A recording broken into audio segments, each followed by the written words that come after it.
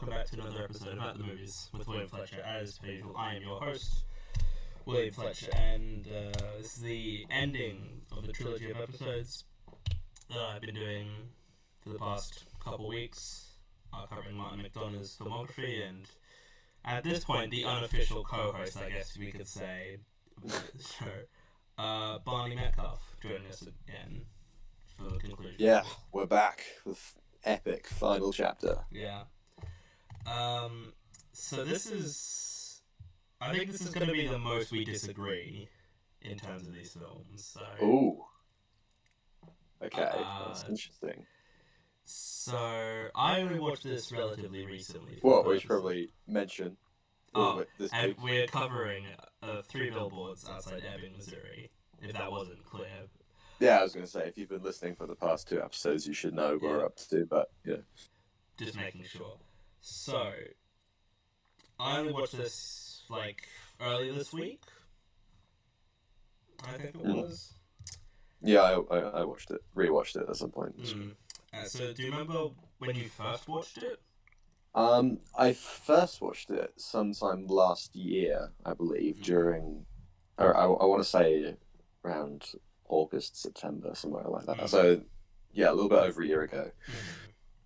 And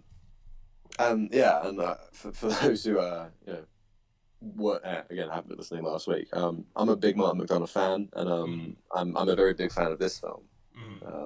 Same for all of them. Yeah. And I take it you're not? Well, I should say that this isn't a bad film. I like it, but I think it's the weakest film he's done. Interesting.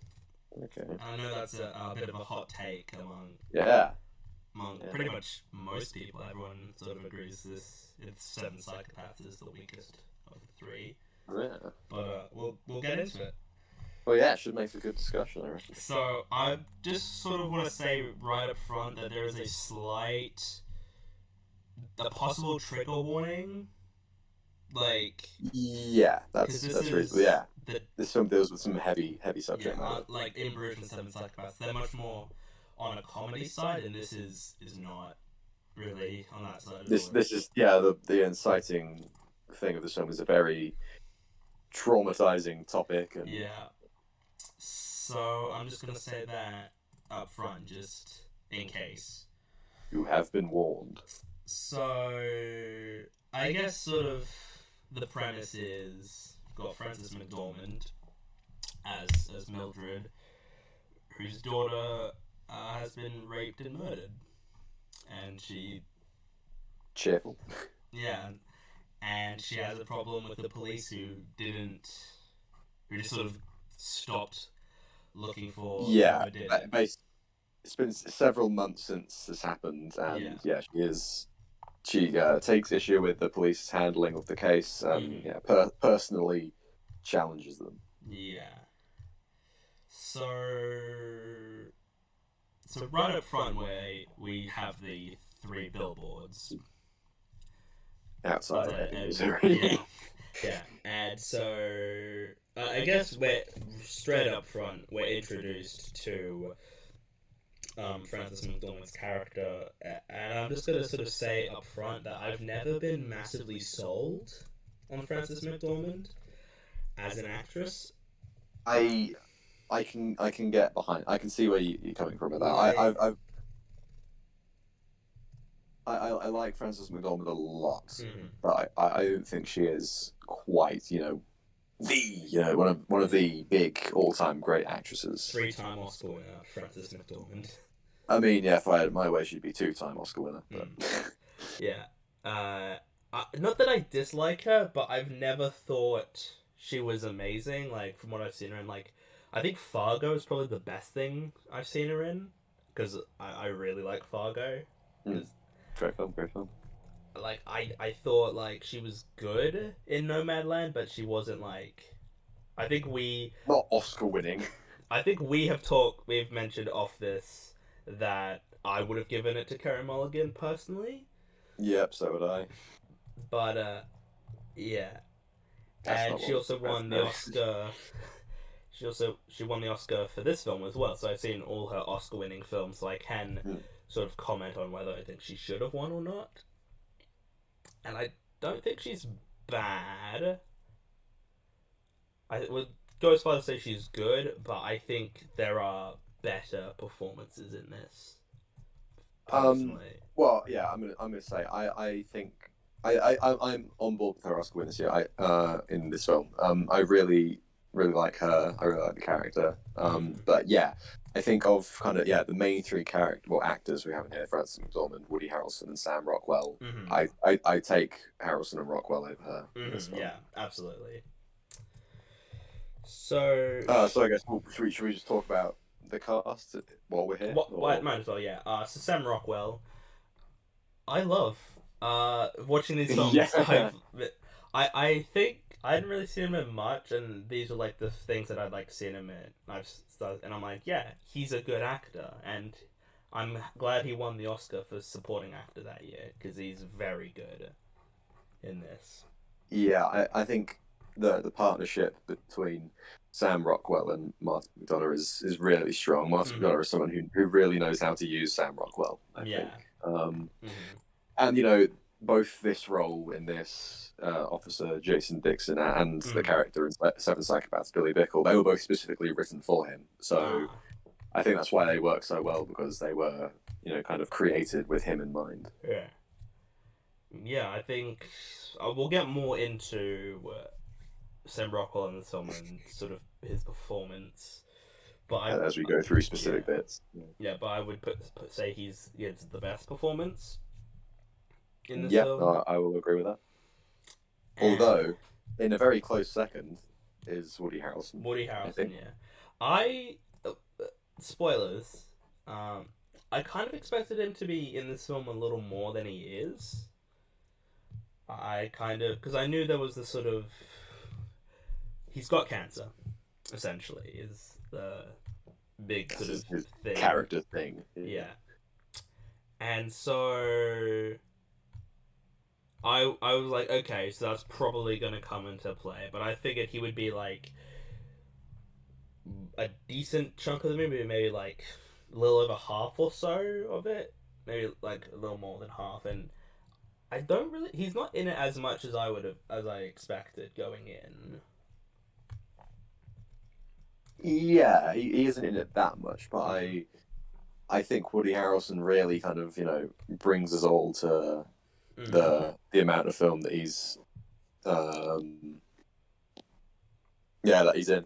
Because I really like this character. And I think the way that the character and Woody Harrelson interacts with other people in the film, I think that's really good. Yeah. Woody Harrelson is, I'd say that his character is kind of the. I mean, you can argue this about a lot of characters, but I think that what's his name, Chief Willoughby. Willoughby. I think he is. I think he is the heart of the film. Yeah. I think that's fair. I think that's pretty much accurate.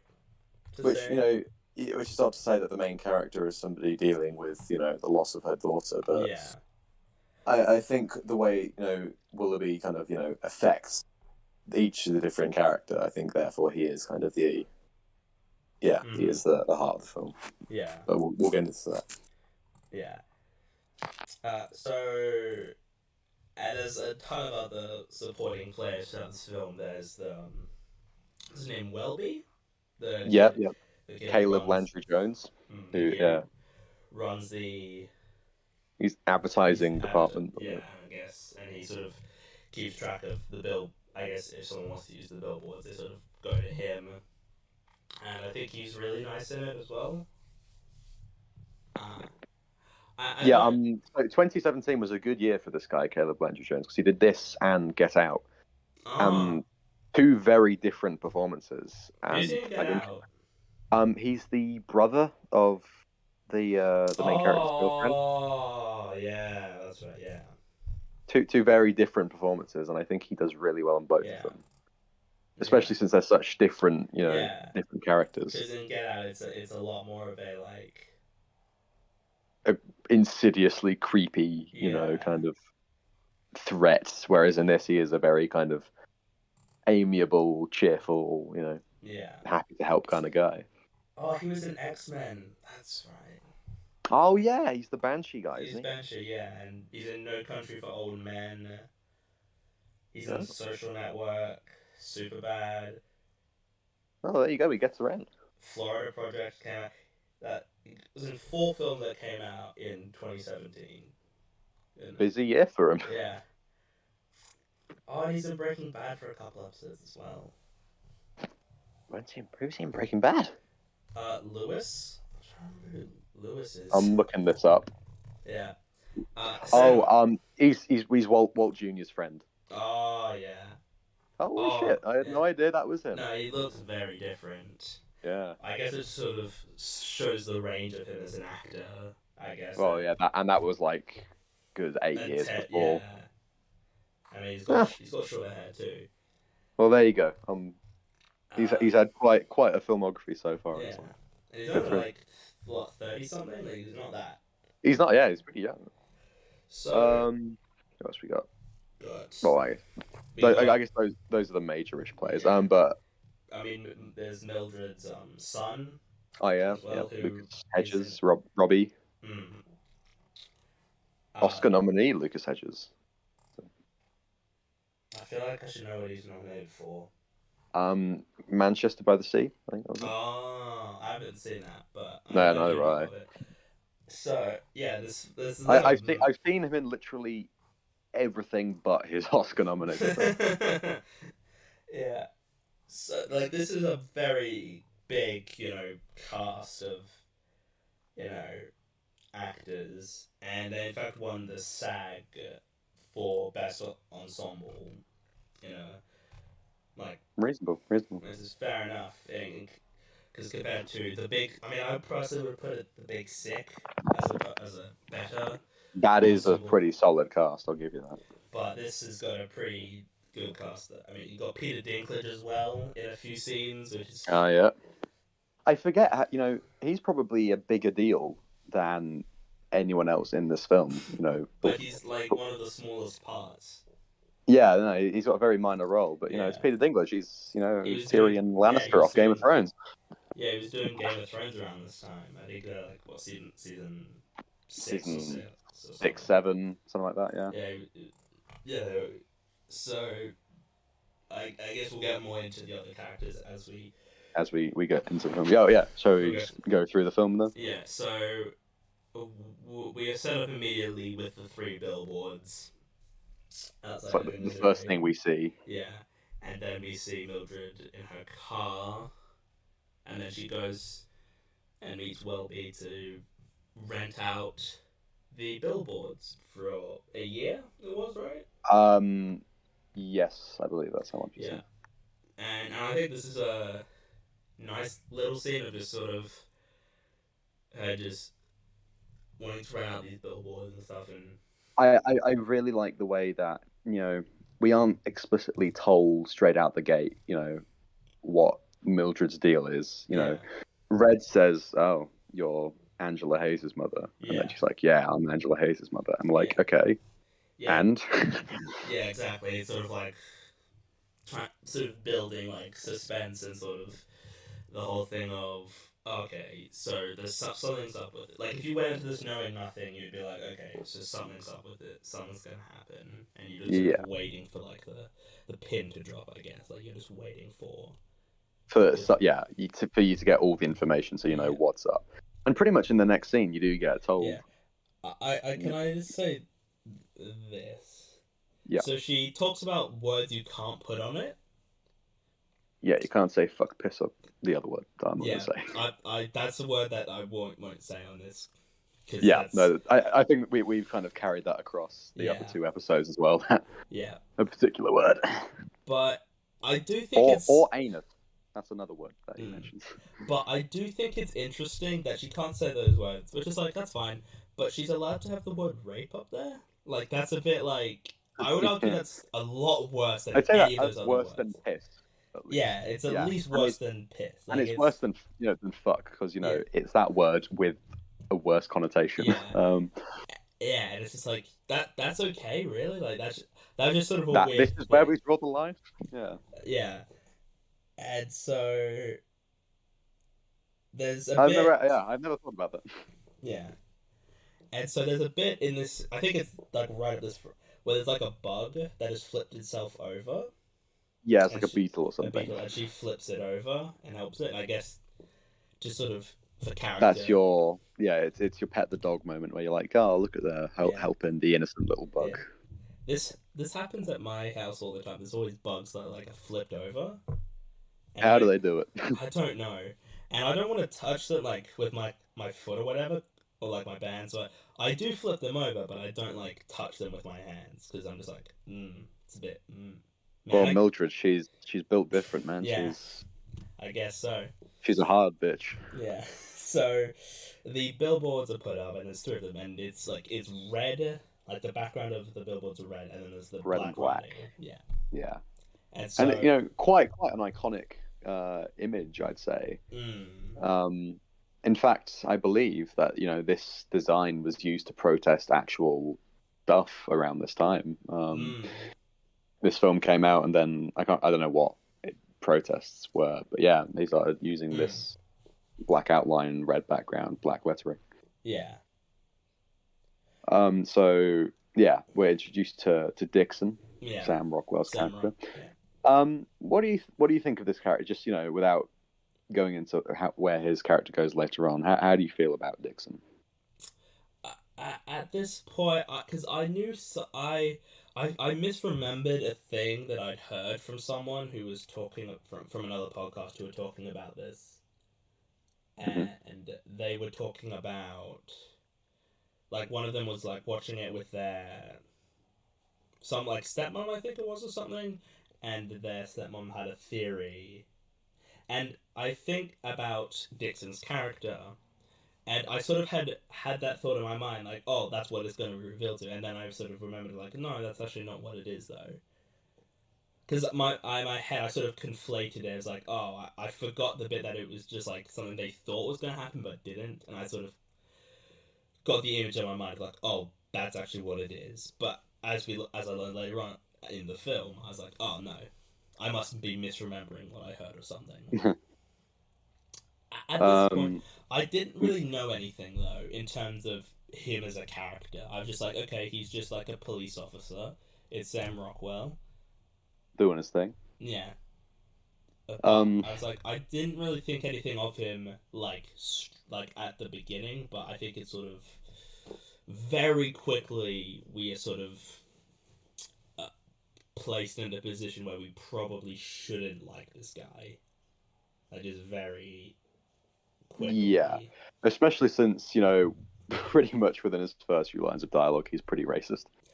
Oh yeah, I no, I, I think this is we've mentioned in the past like the characters being mildly racist in yes, Martin McDonagh films. This is the first one where they a character being racist is actually kind of a plot point. yeah, and in the other films, we also mentioned that in those other films, they're not like they don't like dislike them. They're just saying things, but they're not because they hate them, but just because that's just how they They don't express themselves. exactly. They Yeah, don't mean to they're be not racist saying them to necessarily. be specific. Yeah, exactly. But in They're this not one, saying like specifically to Dixon is actually a racist and a piece of like shit. yeah. Like he's actually a bad person. He's going out of his way to say racist things. Like he's talking to that. There's like a Latin American guy putting up the billboards, and he's like, "What is this?" And the guy's like, "Care," and that's the sort of dialogue that I really like. Where the characters basically just kind of repeat themselves or like what each other are saying. I've got the script here. What is it? It's like, hey, what the hell is this? Care? How come Chief Willoughby what? What? Yeah. Huh? How come what? What? Yeah, and I feel like this is kind of a like sort of kind of interaction is something you see in like a Michael Bay film, but it's shown to be like as like in a sense of like because The, the, Michael the, Bay films are like racist, but I don't know if I don't think he necessarily is racist. He just thinks I racist. think he just doesn't know enough about the races that he's writing. Yeah, I think that's the problem too. But this like I could kind of see the scene slotting into like a Michael Bay film, but it's meant to be played in like a different way. Like he doesn't understand that it's racist. I think this is played as, you're not meant to be like, oh, look how kind of ignorant the Latin American guy is. It's look how ignorant the white guy is. Yeah. You know, this idiot cop. Yeah. And I think that's something that's really shown about Dixon's character throughout the entire film, is that he is a bit of an idiot at times. He is, for lack of a better word, a moron. Yeah. And so, he sees the billboards and then what the... Well, yeah, I love the way that it builds in the scene. Because we see one billboard at a time. Like, so the first one says, "How come Chief Willoughby?" And you're like, yeah, all right. How come Chief Willoughby what? And then the next one is, and still no arrest, and you're like, okay, this is cool. So you're sort of like, okay, so I guess the third one's gonna sort of maybe mention what it is, and then it just gets like right to the point that the third billboard just it gets straight to the point, and I love that, you know, you get Dixon's reaction, and then you see, and then he phones up Chief Willoughby, who's in the middle of his goddamn Easter dinner. And that Dixon's talking about it, and he's like pacing back and forth, I think. And then he walks out of frame, and you see that the third, I guess it's the first one technically. But the third one we see, so raped while dying. And that's like sort of a very like classic way of building suspense. It's a thing that probably my favorite example is in The Shining, where like there's bits in The Shining where characters react to things, and we don't see it when they see it. We like focus on the character reacting for like a few seconds, and then we see what they're reacting to. Oh yeah, like the bit with the twins. Like where Danny's playing, I think it's darts, and he's grabbing the darts, and he looks back and he sees something, and the camera like zooms in, and you're like, what's he looking at? And then we see the twins, or like the red rum scene. He writes it on the door. Yeah. And then Shelley Duvall reacts. Sees it in the reflection. It's like, oh my god, devil child. Yeah. This is that kind of thing as well, but it's even longer because you've got dialogue in that. But those other it's just like it's stretched across quite a couple of character exchanges. Yeah. And so one of my favorite little bits. What is it? He's talking to that guy on the third billboard. And he's like, what is this? And he's like, advertising. Advertising what? Something obscure? He's like, yeah, I'll say. Yeah. So then we get, I guess, we're introduced to Mildred's day job. Well, her son. Her son, yeah. Briefly, we don't really get much of him. Yeah, he's but then later. We meet her colleague at what do they work? A gift shop? Is that what they work at? I guess so. It's kind of like a It's like tourist information, something like that. Yeah, it's like those shops you see that like they make stuff that you can buy in like name brand stuff, but it's like the homemade like equivalent, I guess. Yeah. It says here in the script it's a gift shop. Oh, it's a gift shop. Okay, yeah, with like wooden rabbits and like and like snow globes and stuff for like Ebbing. Yeah, it's shops that like are nice and they look nice, but I would never shop there. I was going quaint little, home run businesses or something like that. But yeah, it's something I always respect when people do that, but I would never, well, rarely at least, would shop there. Like, question: Do you think that Ebbing seems like the sort of place that has such a constant flow of tourism that they need a gift shop? No, I feel like it's one of like the towns and like what areas that like people don't go to America to see Ebbing, Missouri. If they're going because Ebbing isn't even a real place. I believe it's a name that he made up for the purposes of the film, so he didn't offend anyone. Right.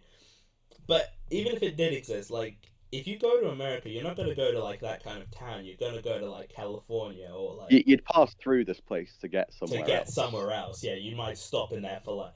there for, like, a coffee and a sausage roll or something. That's what we do. Like, if we ever drive up between, like, cities or like states and stuff, we always stop every couple hours, and there's always like a town like Ebbing in this film. There's always Just like a town. middle of nowhere. It's like sometimes there's just like a house, there's just like a restaurant, like a cafe, and then Like a petrol station. there was like nothing for like just like you look left and you look right, and there's just road and like farmland. And a tumbleweed. Yeah, and there's just like a singular cafe in there. Like sometimes there's more stuff, but it's usually like there's very like you can see houses like in the distance, but they're like farmhouses and stuff. So then, the police to pay a visit to Welby's office. Yeah. Willoughby, and did you recognize this other guy? No, but the way you said that feels like I should have. Yeah, it's the Canadian and the guy from Seven. It's the mate that of Martin McDonagh's who pops up in all his films. Oh, yeah.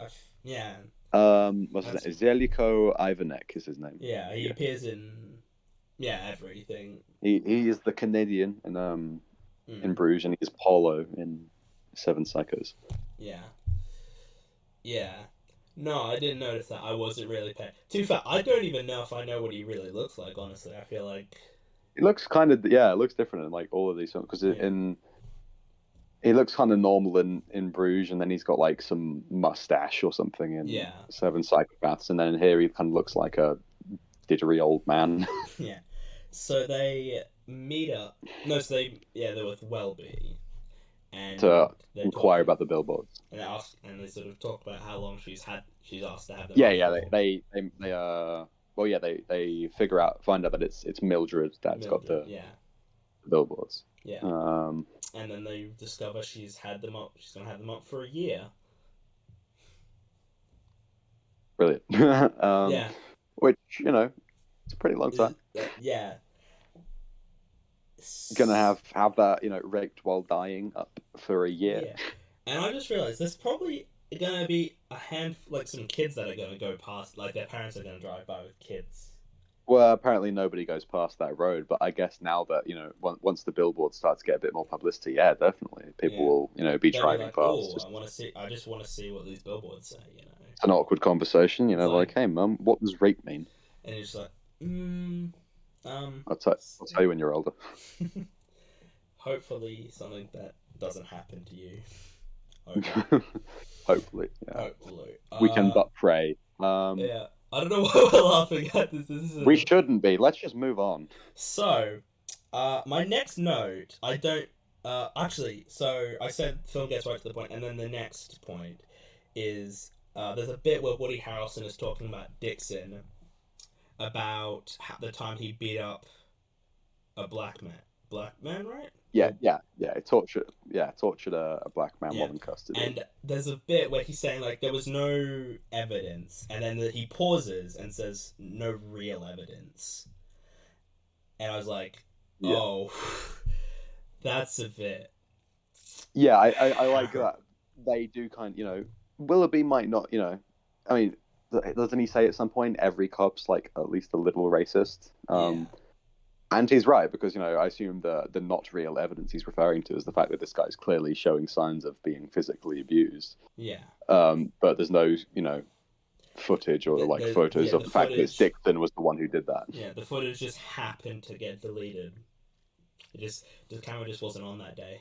Oh, yeah, either there wasn't a camera or, it just got turned off because, so Willoughby isn't necessarily a racist, but he's certainly not, he's kind of letting it slide. Yeah, which I feel is a bit indicative of just sort of, well, certainly in America, in some cases, I feel like it's a bit indicative of the American police system.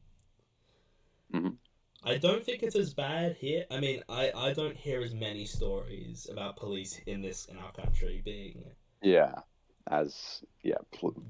police brutality wielding. It seems... I don't even know if I've heard of a story.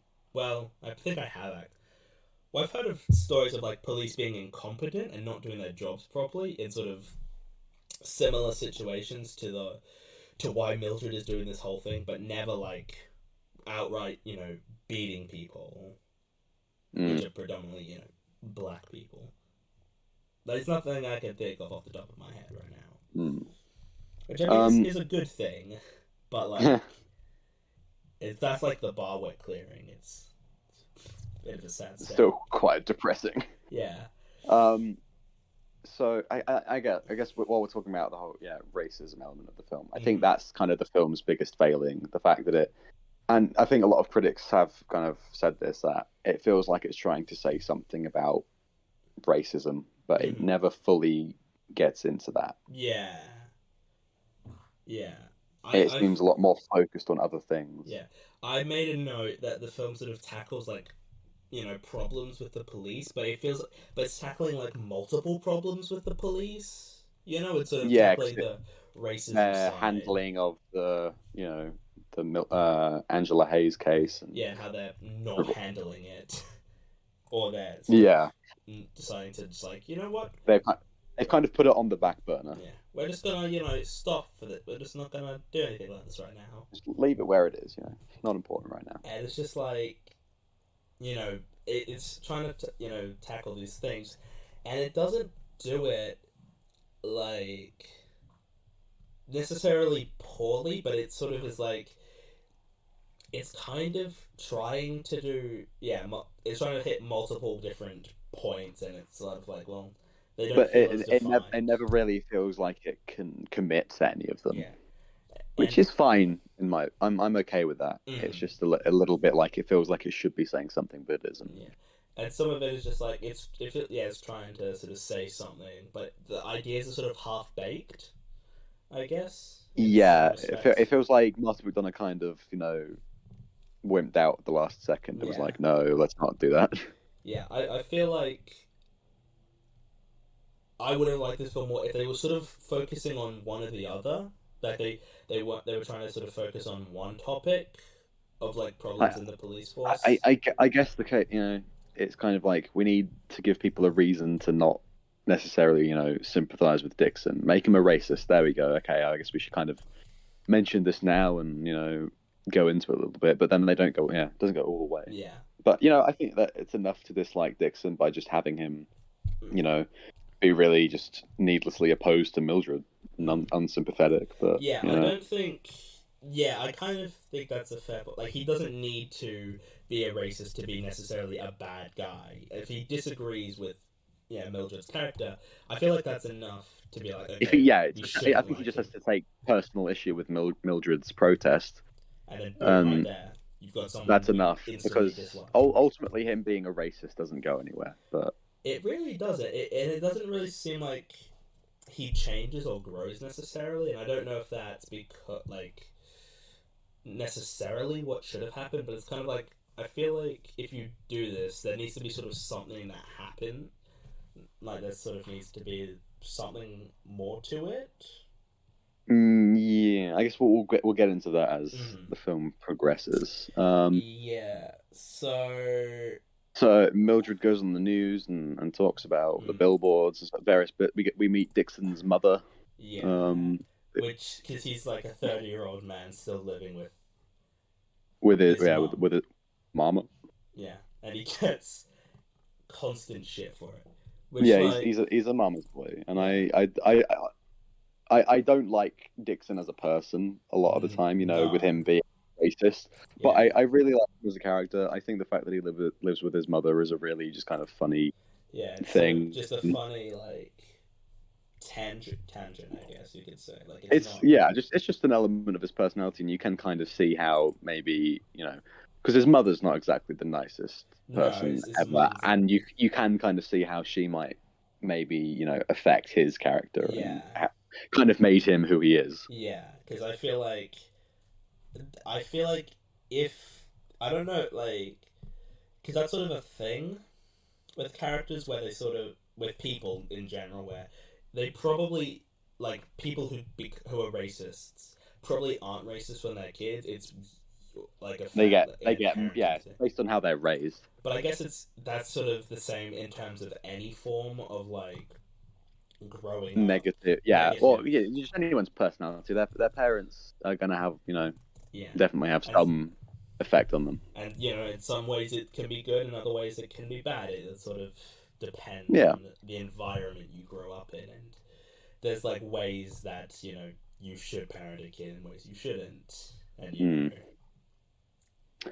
I'd like to comment on the fact that this actress playing Dixon's mother, she seems to just be building a career on playing cantankerous, grumpy older women, because she plays Mac's mother in It's Always Sunny in Philadelphia in a very similar role.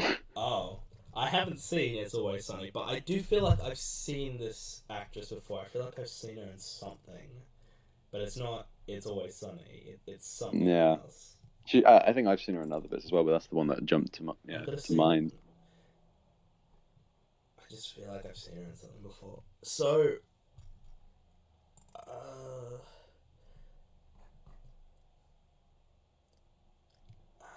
no, I haven't seen any of these things. No, I'm going to look it up now. Yeah. So, while I'm just going to sort of continue. Yeah, sure, go ahead. So, So Mildred is on the news, you know, sort of explaining what the billboards are there for and what her plan is. And what she's trying to say, essentially, is like sort of the plan she's trying to achieve with these billboards. And so there... I made a note that early on in this film, I think that, like, they are both, like, the main, like, Mildred and the police are both, like, doing bad things and are in the wrong in certain aspects. Yeah. No, I think, you know, Mildred takes it too far on one side and the police kind of don't do enough on the other. Yeah. So there's a bit, I think it's around this point, where Mildred goes to the dentist, right? Is it, like, just before, like, it's just after this? Willoughby, like, talks to her about, actually, that's a little bit later. Willoughby kind of goes to Mildred's house and talks to her about the billboards, saying that he doesn't think they're particularly fair. Yeah. And then Mildred gets all, saying, like, oh, well, you know, another girl could have been, you know, taken advantage, butchered, I think is the term she used, while you're coming up here crying like a little girl, or whatever the hell she says. And I think that's kind of a case in point what we're saying there. They're both kind of in the wrong in a way, because I mean, that basically in that bit where she says, hey, if you're up here, what's happening to someone else? I side more with Willoughby, because A, he's more sympathetic. He has a family. He's got cancer. Yeah. And he's trying to be, like, civil. He's very civil about the whole thing in a way that, like... Yeah, maybe if she'd just gone to him personally and said, hey, I don't think you've done enough about my daughter, things would be a lot better. Yeah, like, because unlike Dixon, he's actually seems like he wants to help, and he's actually... He does care, yeah. And he's being very... But basically, there's just kind of not a lot that he can really do, because... Yeah. It's not that the police are neglecting it, it's the fact that they've kind of pursued every available avenue. I think Mildred's issue is that they haven't, like, arrested anybody and kind of taken a bit more, you know, action in the police sense. I do sort of understand where both sides are coming from. Like, I do think that... But I will say it is something that we sort of have, that sort of is a problem in real life anyway, is that these sort of cases, there isn't always, like, someone who's found guilty. It's, people like to kind of blame the police, you know, the Black Lives Matter movement, for example, you know, blaming the police is a big part of that. But I think, you know, saying that, you know, all cops are bastards isn't fair. And I think here it's definitely a part of it, because, you know, in this case, you know, just because they are the justice system doesn't mean that they are going to be able to, you know, solve every problem, you know. Yeah.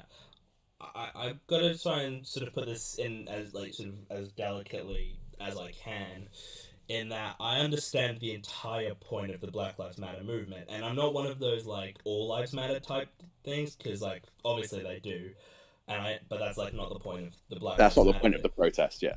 But I also hate the sort of idea of like all cops are bad, because it's like, well, obviously they're not. Like That's the bit of that's the bit of the protest I don't get on board with, because like, yeah, you know, There's- there are some, you know, bad police out there, but the fact that, you know, people aren't, you know, everyone isn't being murdered and beaten every single day, you know, like that's a pretty telling sign that maybe the police are, you know, the vast majority of police officers are doing the right thing. Yeah, and But- I don't want to come off like I don't understand like the problems that black people face, because I mean, to be honest, I actually don't.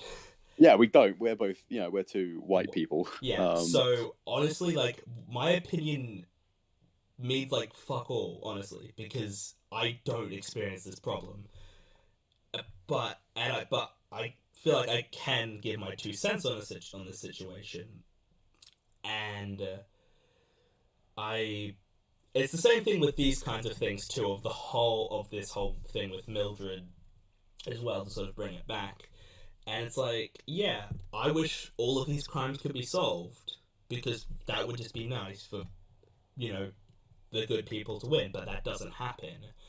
And I think there are some, like, you know, I want the police to still, you know, sort of deal with it and sort of try and solve the problem as best they can. But you do need to kind of draw a line in the sand and, you know, admit that, you know, they aren't going to be able to solve everything. But it does become like a certain point of like, you've pretty much exhausted every possibility that you just can't solve it anymore, and it's beyond. And yeah, it gets to a point where there's not really anything more that you can do. Yeah, and it's beyond the whole point of just not even these cases, like, you know, murders and thefts and all these things. Like, for example, like the Zodiac Killer is like one of the most famous killers in history, and we don't know who did it. Like, that's just an unsolved crime. I think there's actually been some stuff recently where we found out who he is. Yeah. Oh, really? Oh, I saw there was a thing recently of there's like a letter, like someone managed. There's like a video, Yeah, deciphering like his the last letter he sent, like that he sent out or whatever. But it is just sort of like sometimes cases don't get solved. Yeah, sometimes sometimes we just have to leave them.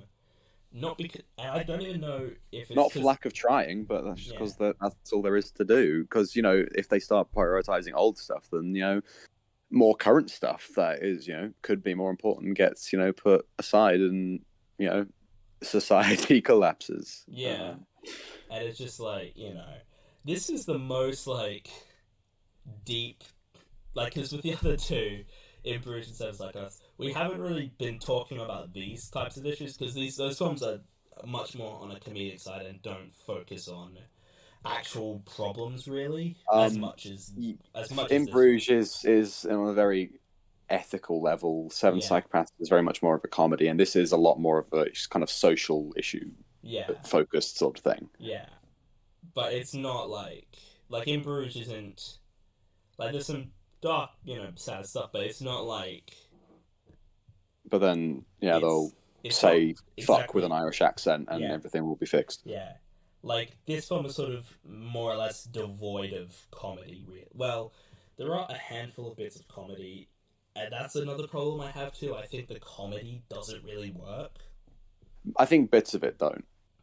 I think the when I think of the comedy in this film, I think of the stuff that I was talking about before, like how come Willoughby what, you know, just stuff that, you know, is funny but isn't necessarily trying to be hilarious, that sort of thing, in the way that Seven Psychos and In Bruges are. Yeah, there are two bits actually that I find actually kind of funny and that I actually really like, but we'll get to them in a little bit, and they both involve Sam Rockwell. Oh yeah, no, I think he has some great comedic bits. So I guess the scene we're up to, where it's in like a bar and Dixon and Welby are talking, and then there's also Peter Dinklage. Yeah, and they play pool. Yeah, the way Dixon says "mama" or like "mama," because Mildred shows up and she's like, "Hey, don't you have to get home to your mama, Dixon?" And he's like, what does he say? Like, I don't have to go home to my mama. My mom. Yeah, he like repeats himself. He like slowly. Yeah, like mama. Yeah.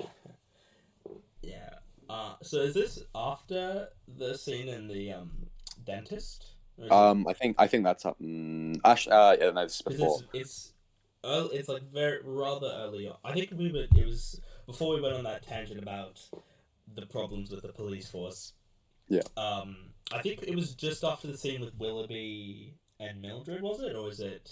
Hang on, I've got the script up here, and it's actually not. So sometimes I always forget. Like, Oh, I know yeah. scenes, but I know of scenes, but I sometimes forget like the order of them. We're on the right track. Yeah. So there.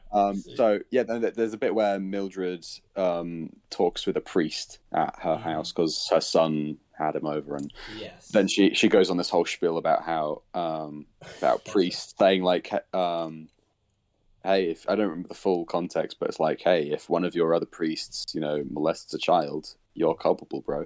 Yeah, and it's the whole sort of discussion of culpability as well. In the film that they really get to, like, so she's talking about culpability in regards to like the police as well, like that they can solve it, so they're just as culpable as the guy who actually did it. If that's my memory serving me correctly. Something like that, yeah. Yeah, and I think that's a bit unfair. Like if there are police like people who just like actively don't do anything to fix it and don't believe it and think it's like a lie or whatever, like that's a problem. But like if you can't actually solve it, then like that's a bit more justified than just not trying to solve it at all, Yeah, and I think this is definitely Mildred's case kind of being a bit of a a pointless one. I think that is kind of brought up, or not really brought up, but certainly kind of addressed later on. That basically this is all she feels that she can do, like to move past it because. And to be fair, I can understand why she wants them to solve it because it's her. It's her daughter, her daughter, yeah. And I totally can understand, like, if I was in that situation, I probably, possibly would want it to be solved, But I feel like there is a point where she goes a bit too far in places. For example, in this scene in the dentist, so... Yeah. Did I miss something? Is there a reason she's going to the dentist? Or, like, is she just going for the sake of... I think she's just at the dentist. Yeah. And so she's got like a tooth that's like wobbling or whatever. And so the dentist, he's not a doctor, the dentist has to remove it. And she has to put the numbing stuff in her mouth. And then she grabs his drill and drills it into his finger. Yeah, like through his thumbnail. Through his thumbnail, which is just awful. Like, I don't think I've ever seen that in a film before. Yeah, I don't think I have either. I've seen like things like go through fingers, but I've never I've seen like stuff going through them, but never usually the nail. It's usually through a fleshy bit of the finger, not the nail. And there's something about that is so perfectly kind of disgusting. And I did feel like I was watching it, I was like, holy shit, like what the fuck? And I was trying like, is there a reason that happened? Like, because he's gonna drill without giving her anesthetic, whatever it is. Give her anesthetic though. Oh, did he? Oh, well, in that case, yeah, she's like, oh, aren't you meant to put anesthetic in? And I swear he gets like a giant needle and just like jams it. No, yeah, you're right. Yeah, and then she just like, I feel like there's a point there, but I'm missing it.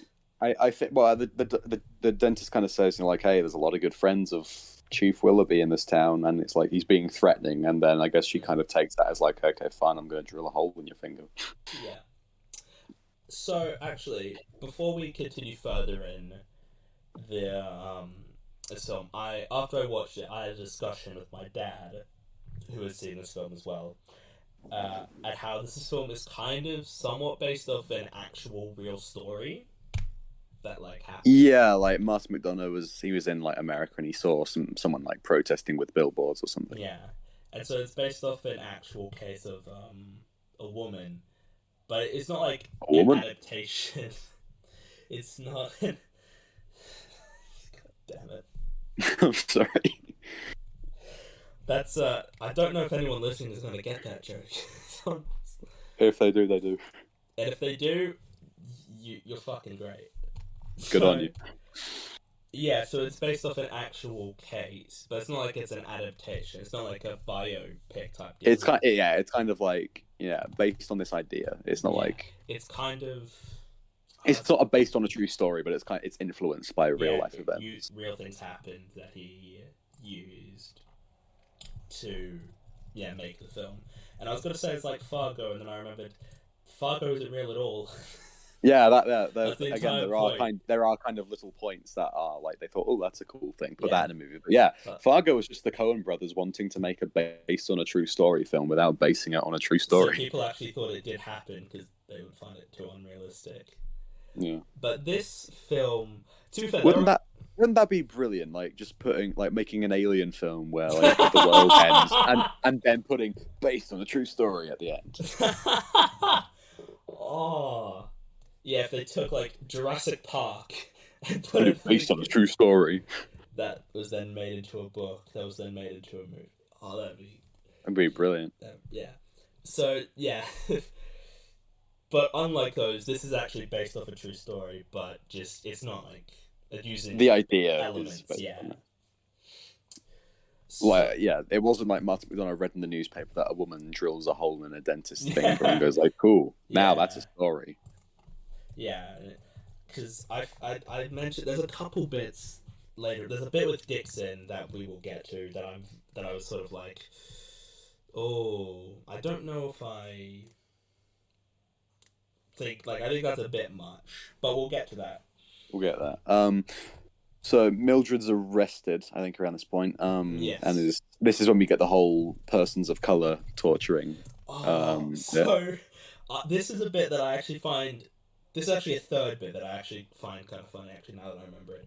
Where she says a word that we can't say. Yeah. And then I like how that Dixon's like, actually, you're not meant to say that. It's like, I'm better than you. Yeah, it's persons of color torture, and actually. These days, if you want to know. And I didn't torture nobody. And then Willoughby comes in, and he just says the word like multiple times. Yeah, he's like, she said, she said blank torturing. And I said, you can't say blank torturing. That's actually, that's just kind of the perfect portrayal of Dixon. Yeah, I'm reading the thing. The screenplay. Yeah. So yeah, he says you can't say this. You gotta say persons of color torturing. And it's like, he's like, it's basically kind of like the fact that he goes on to say that word several more times in this scene. It's kind of like, hey, how can I be racist? My best friend is a black guy, that sort of thing. It is that exact logic of. It's like I'm not racist, but I'm going to use this racist thing as a prop for saying that I'm not racist. It's like Quentin Tarantino. He's definitely not racist. He's not racist, but he's going to use this word a lot. Okay. And cool. He's friends with Sam Jackson, and he said he wasn't racist. So exactly. Yeah. If Samuel L. Jackson says you're not racist, then. Yeah. So this. Yeah. So she's in prison, and then we're in in the interrogation room, and then she. Go on. And then she leaves. Oh, and that Willoughby vomits a little bit of blood on her. Oh, that's right. Yeah, he vomits. That's right. He vomits a bit of blood on her because of the cancer, and so he is taken off, and then she just sort of leaves. He says let her go. Oh, he says let her go, but he's also vomiting up blood because that's what happens when you have cancer. Cancer of what is it, like bowel cancer? I think it says here pancreatic cancer. Pancreatic cancer, that's it. Yeah. Okay, yeah. But any cancer is awful, to be honest. So that we get a bit more of the son, Robbie. Oh yeah, Robbie. There's a little bit of Robbie. There's a flashback scene around this point as well with Angela. Oh yeah, where we see. Yeah, actually, in fact, it is around this point that. Yeah. So they're having an argument, between the two of them, between Mildred and Angela about the whole. Okay, there's actually a really funny joke in this scene that feels so out of place, but is actually kind of funny. Yeah. And it's with I can't fully quote it because of one of the words in it, but so I also realized this film says the C word because I'm not gonna say it on this a lot more than I feel like In Bruges and Seven Psychopaths said it. I feel like this film has that word a lot more in it. No, I think In Bruges says it a little bit more. I don't know. Maybe it's because it feels more out of place here because, in America, that's probably what it is. The C word is just, the word you don't say, you know. N word is on the table. C word, no way. That's the thing. Maybe that's what it is, because in those films, it was just like, oh yeah, they're using Irish. This word. Yeah. It makes sense. They're Irish, and then, Sam Rockwell says if they were Australian and if they were Australian and saying it, it also wouldn't feel out of place either. But the fact, but like in America, Americans saying it. It's like, oh, you don't. But that word isn't said by Americans. They don't like saying that word. They really throw their toys out of the pram when this word is used. Fair enough. Yeah, it's considered like the most offensive word in the English language. It's not a very nice word.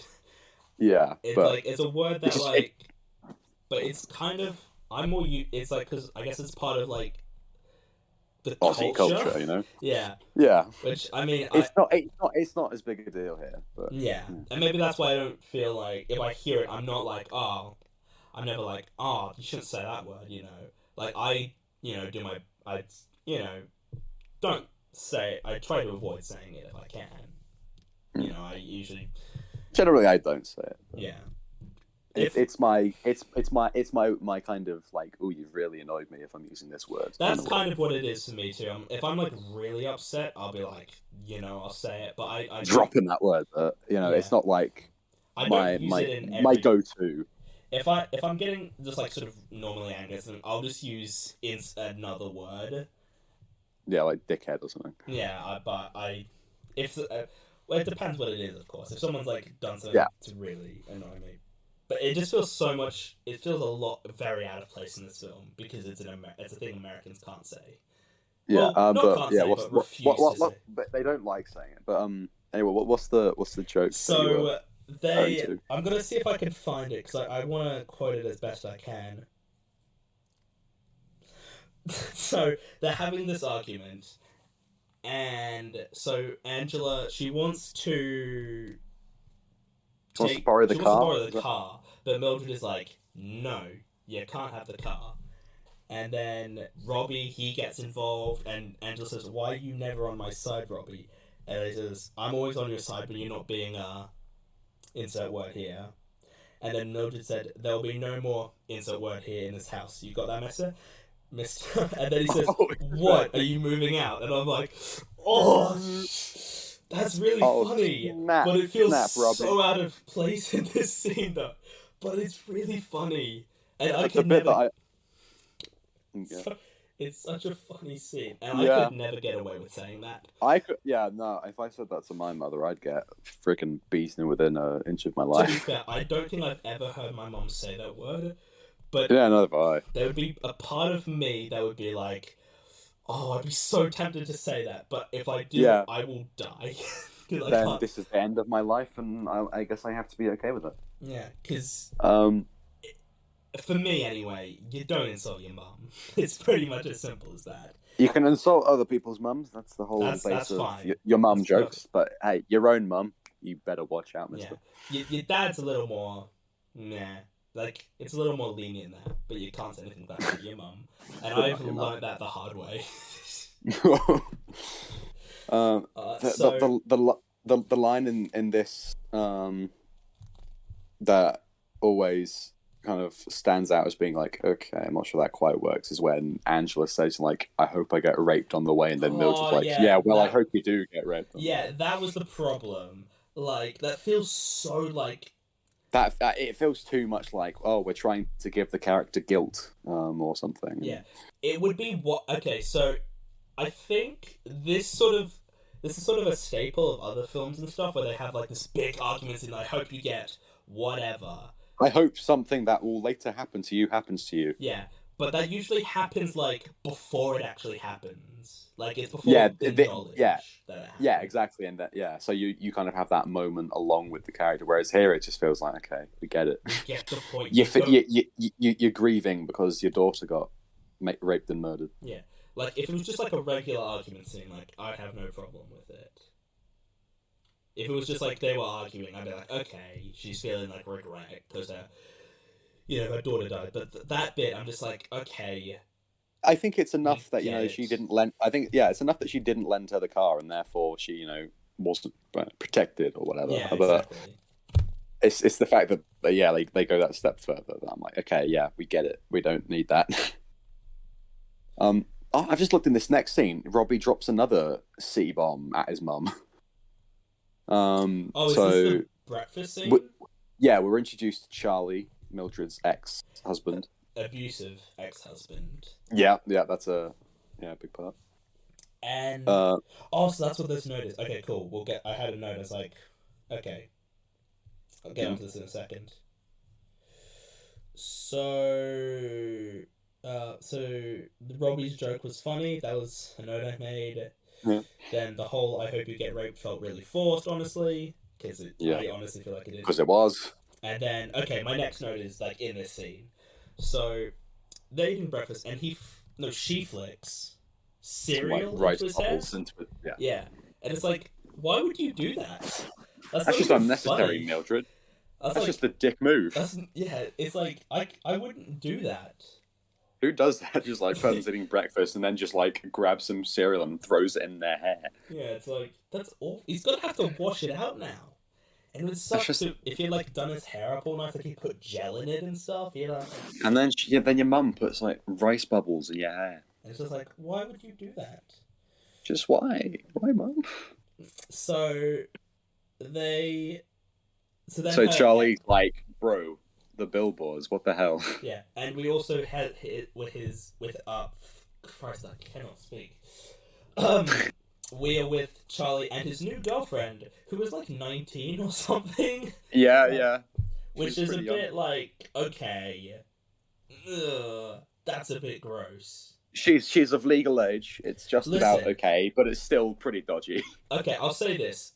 I'm like age gaps in relationships. I don't really care. Unless it's something ridiculous, like I know there's like 80-year-old men who have been married to like 20-year-old women, and it's like that's when it gets different. Weird. Yeah. Like I know there's I forget who it was. There's like a comedian who was like an old like 30s British like Marx Brothers type thing, who was married to like a fan of his who was like 20 something. I forget what it was, but it's like they all are. But it's just like, it's like it depends. Like I guess it depends how old Charlie is. Yeah, presumably he's around. He's like 50 something. I would assume then, right? I'd say he's in his based on how 40s, old Mildred 50. And. Either way, I think you can round it up or down to 50. Yeah. So he comes over and he gets really agitated about the billboards. And his girlfriend goes into the place to pee. Well, actually, it's just before.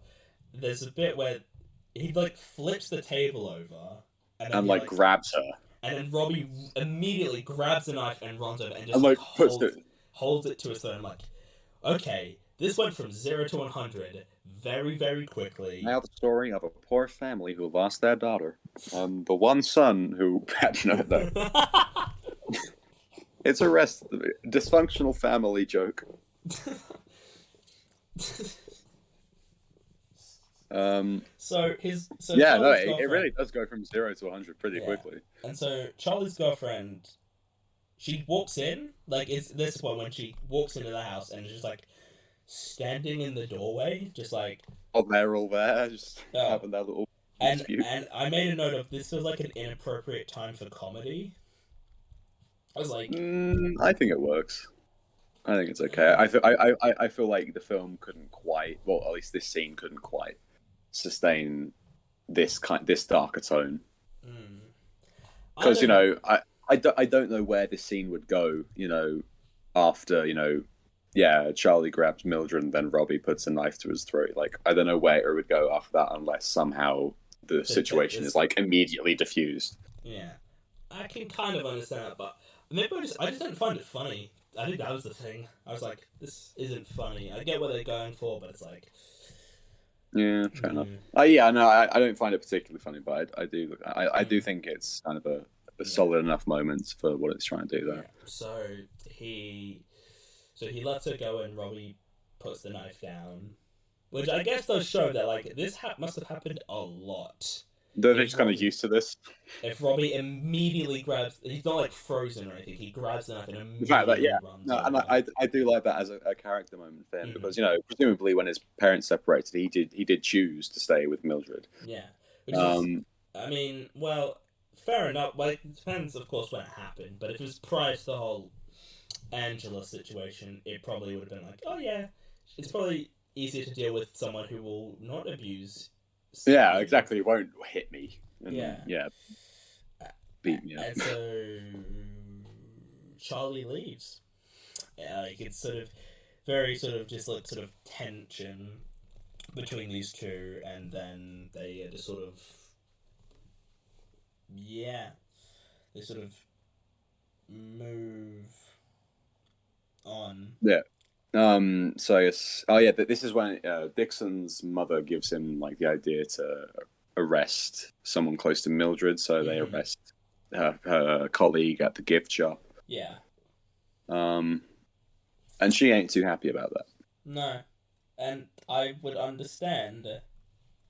Like. That like I guess at this point she doesn't know whether or not she's actually done anything that's worth being arrested over. Yeah. So she goes to the police station, and we get one of my favorite bits. Like she calls it over to Dixie. She's like, "Hey, fuckhead," and he's like, "What?" And then the guy's like, "Don't say what, Dixon, when she comes in here calling you a fuckhead." That's one of my other favorite comedy bits.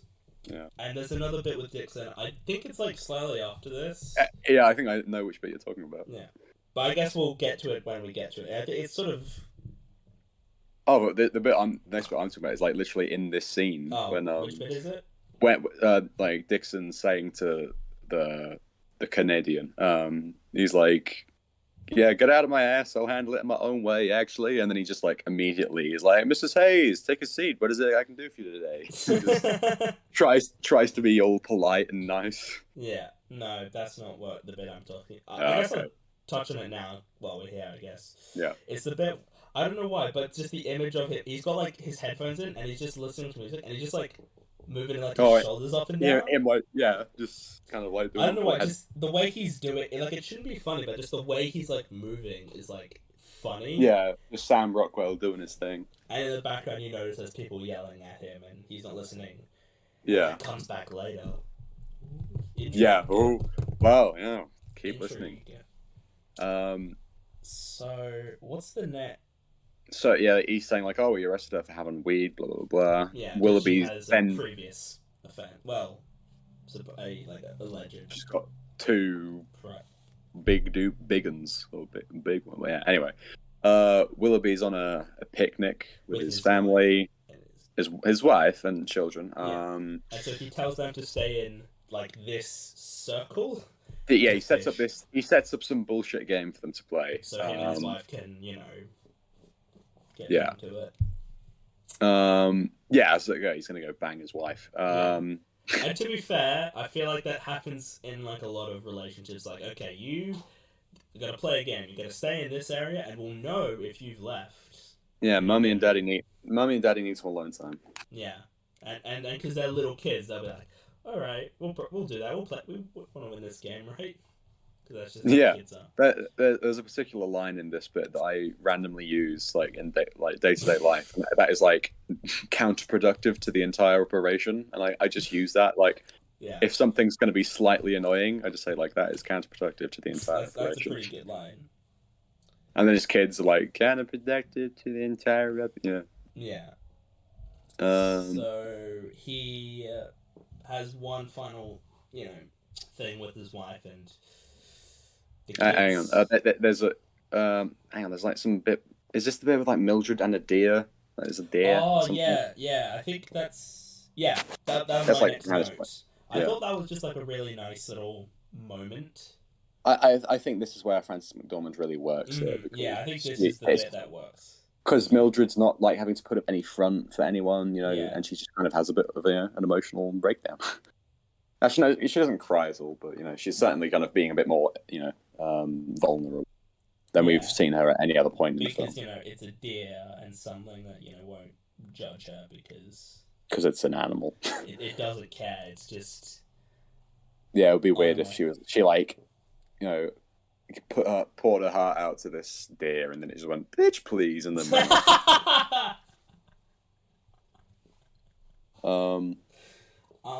this is a bit where I think the cinematography looks really nice, like just sort of the framing and the sort of shots, just the whole sort of this deer just walks up in like this sort of sunset, like the that's very nice, and it's very nice.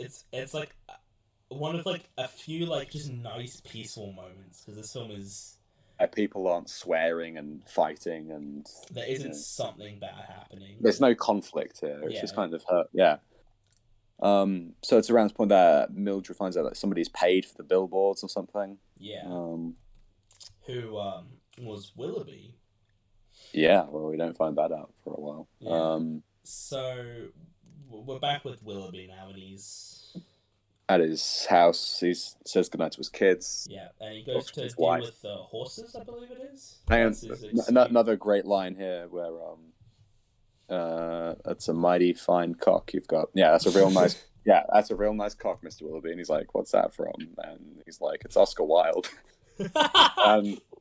I do like that because I think it's like Sense and Sensibility or something. One of the actually no, Oscar Wilde. No, actually no. I feel like it should be Jane Austen or something because there's a character called Willoughby in that. But it's like it's a real nice cock, Mr. Willoughby.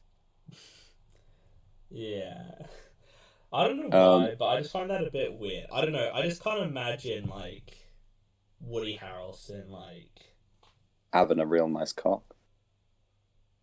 Well, I can't really picture him like being like with a woman, I guess is the way to put it.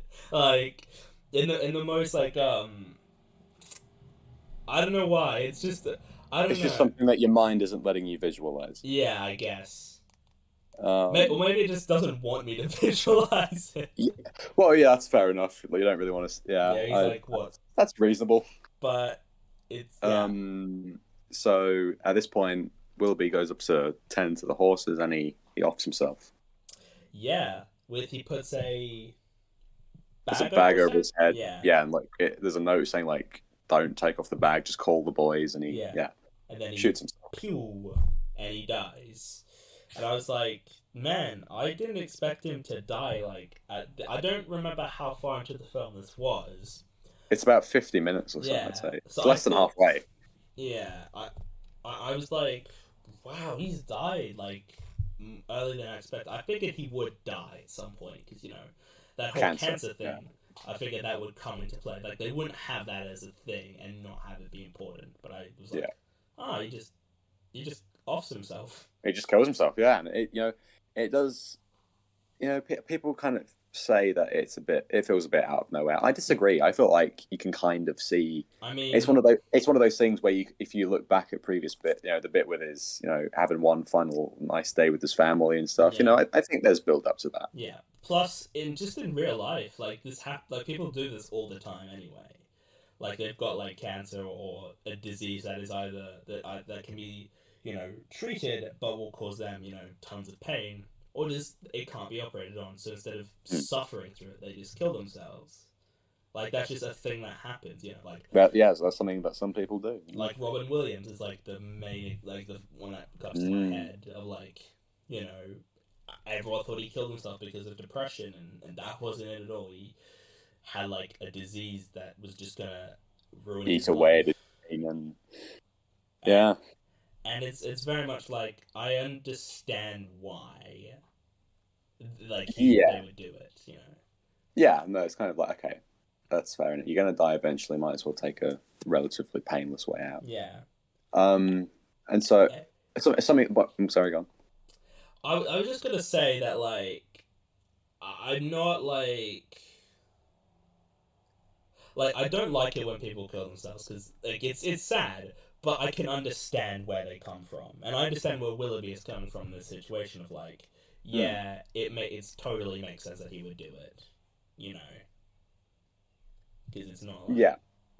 Because it's he also doesn't want to cause his family pain having to see him in the state that he would be while dying. And if there's probably going to be some intense medical bills as well, like that's like it's going to cost them. Yeah, and this is America, so it's going to cost medical them. care is so expensive. Like that freaking bankrupts you, dude. I mean, that's like kind of the whole. That's what Breaking Bad is built on. Yeah, exactly. But like this, like it's like, and I mean, I know he's like a police chief, but I doubt he gets paid enough to like cover a ton of like medical bills. That much, yeah. Yeah. Like, I don't even know what his wife does, but I doubt she's got, like, a massively high-paying job, especially in a town, this sort of remote town.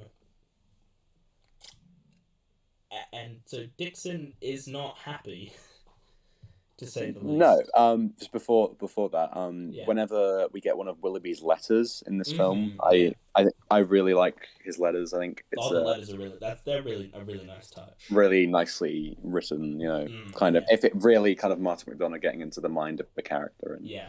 And there are 3 letters over the course of the song? Well, there's one to his wife, one to Dixon, and one to Mildred. Yeah, and we'll get to the other letters. Yeah. Later on. Hang on, what's the again? Just in this first letter to his wife, just a bit that's kind of like not trying to be funny, but I do find quite funny. Like, where he's saying, "I did not come into this world alone. My mom was there, and I'm not coming out alone because you were there, drunk on the couch, making Oscar Wilde cock jokes."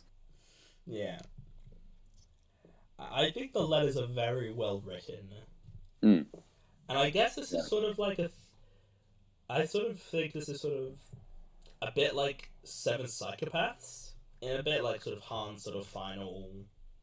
Yeah, like a parting gift. Yeah. It's I mean, it's not a letter; it's a voice recording, but it's the same sort of principle. Yeah. It's in Seven Psychopaths, it's a tape recording. Yeah. It's just a letter. So Dixon he's grooving to Chiquitita by ABBA. That's a really nice bit. I quite like that. Yeah, and that he hears about. I do like the character, kind of with Dixon as a character. He is still quite immature. He's just even though he's like he's quite naive. It is, kind of. He does some dodgy stuff, but he's still quite relatively naive, I'd say. In fact, he's not aware to this, all of the really like broken up cops behind him, and the fact that he's regularly seen like reading a comic book, which I really like as a character thing for him. And he still lives with his mom, and like he's but it's just like the whole jamming. This has actually happened to me before, where shit's been going down and you've been there rocking out. Well, I'm like I'd be like listening to music, like we're driving or something. I'm looking out the window. And then I look forward at the mirror that's like at the top of a car, so you can see like rear view mirror, rear view mirror. And I see my mum like waving to get my attention, and I'm like, yeah. And we were talking, and I'm like, well, I obviously couldn't hear you. Like, it happens all the time. Like I'm at home. I was jamming to ABBA, Mom. Yeah, or I'm just at home, and they're just like saying my name, and I'm just like, and they don't even come over to get me. They don't even like, hey, we're trying to talk to you. I know. I'll just keep saying it. That will help. Just keep yelling at someone who clearly can't hear you. And I'm like, well, I couldn't hear you, obviously. Otherwise, what a brilliant technique you employed. Yeah, it's like you're not like the music's not getting any quieter. But so Dixon hears this. There's a bit of a cry in the bathroom. Yeah, and then goes on what's the word I'm looking for here? A rampage. I was gonna say rampage, but I feel like that implies there's a lot of damage done, but I feel like that would imply more damage. But rampage is the best way to put it, I guess. Yeah. He goes on a bit of a kind of a personal. He puts on sunglasses, I think, as well. He's wearing sunglasses. He chucks on his sunnies, grabs his baton baton, stick thing, and then he walks over to the window of the door of Willoughby's place, and like smashes it. Smashes the window and walks upstairs. He finds Welby and just starts wailing on him. Just like beats him over the head. Yeah, like whacks him in the face with the butt of his gun. Yeah, and I'm like, Jesus, like, and I feel like this is a bit too far. Well, I can definitely go with it because we've kind of set up previously that Nixon, is capable of doing, committing pretty heinous, acts of violence on people. I don't know. And he seems like a person who is, impulsive enough and acts on emotion enough to be able to, do this and feel okay about it. I don't know. This felt a bit. To be fair, I will say I was like completely speechless throughout this entire scene. I was like, oh no, he's gonna walk. And then the moment he started hitting Welby, I was like, just sort of thinking in my head, like, oh no. And then he just chucks him out the window. Throws him out the window. He like beats his secretary across the face. Yeah. And I thought, oh, because I didn't notice there was like that ledge thing, like that's out the window, like I didn't know I thought he was just gonna chuck him out, but he like rolls down, and then like and I'm like, Jesus Christ. Yeah, I think I love this scene.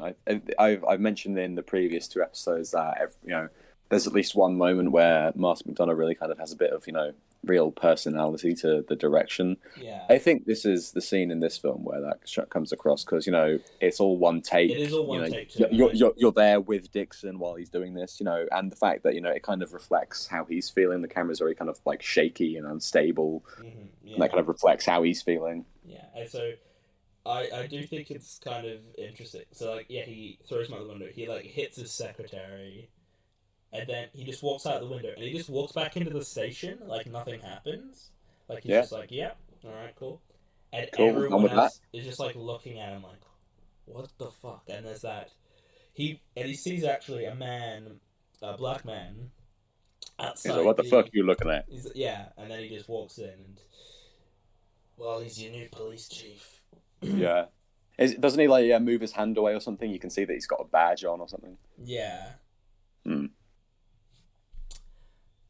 And Welby's very fucked up. He beats him a bit. Yeah, he's I've got a note here that I don't remember what this bit is, but it's a quote. It says, "Ain't that racist?" I don't remember what scene that was for. Any moment of this film. Oh, he says like, "Ain't that racialist?" Oh, I've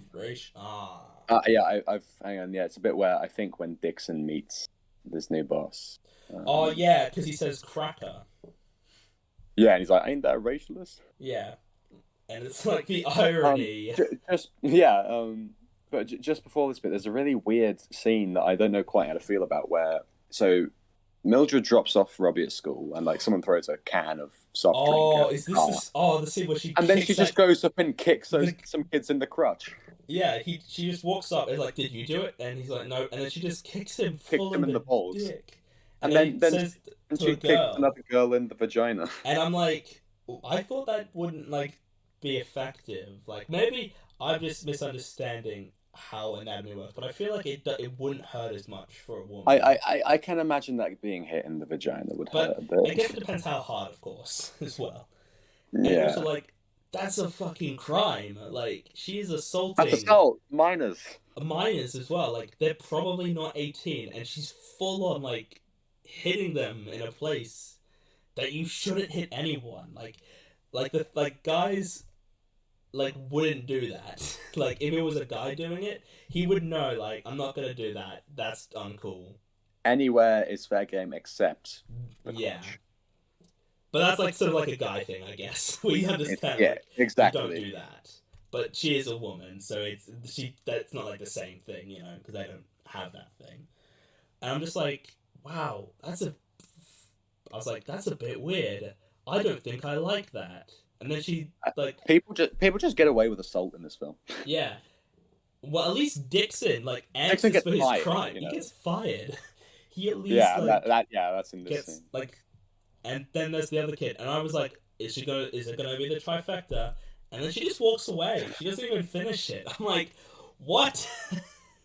Come on, at least go for the triple. If you're gonna assault minors, you should do like go all the way. Come on, do the full group. Don't just do like 2/3 and then leave. No, it's like an Inglourious Basterds thing. You've got to leave one survivor to spread word. Yeah, but she didn't mark him. No, thank God. Actually, there's a few bits in this film where Mildred is like on camera, like talking to like to be released on like a news station. Yeah. About what she's doing, and there's another bit where she drives past like this like the local news anchor is like the way to put it, and she just says retard, and I'm like, Jesus, like again, this film sort of. I think. I guess I can kind of accept that they'd use the word retard. In this part of the country. Is like a bit, this part of the country, at least.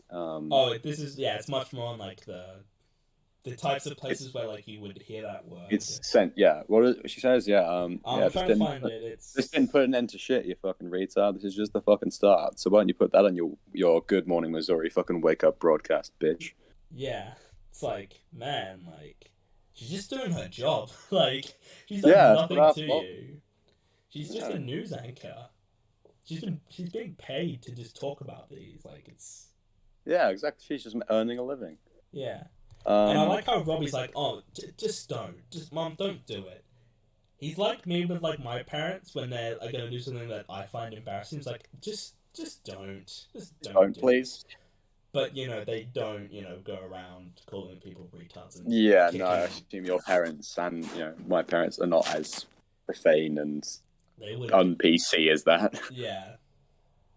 They're very PC.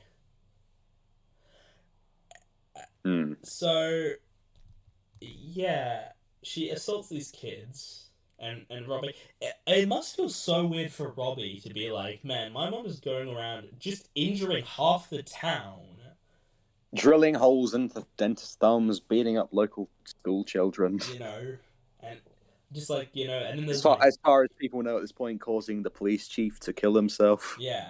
Then there's my dad over there, who abused my mum. Like... Yeah, Robbie goes through some serious shit. Yeah. And... there's a note I made that we did skip over about the whole thing and how Angela wasn't just, like, killed, like, her body was, like, burnt to, like, a crisp. Like, it was tried to get rid of the evidence or something. And that was a note I made, like, that is severely burnt. And I'm like, that is just, like, horrific. It's horrible. Supposedly... If I understood correctly, that was happening as, like, other things were happening. And it's like, Jesus Christ. Like, this is just not...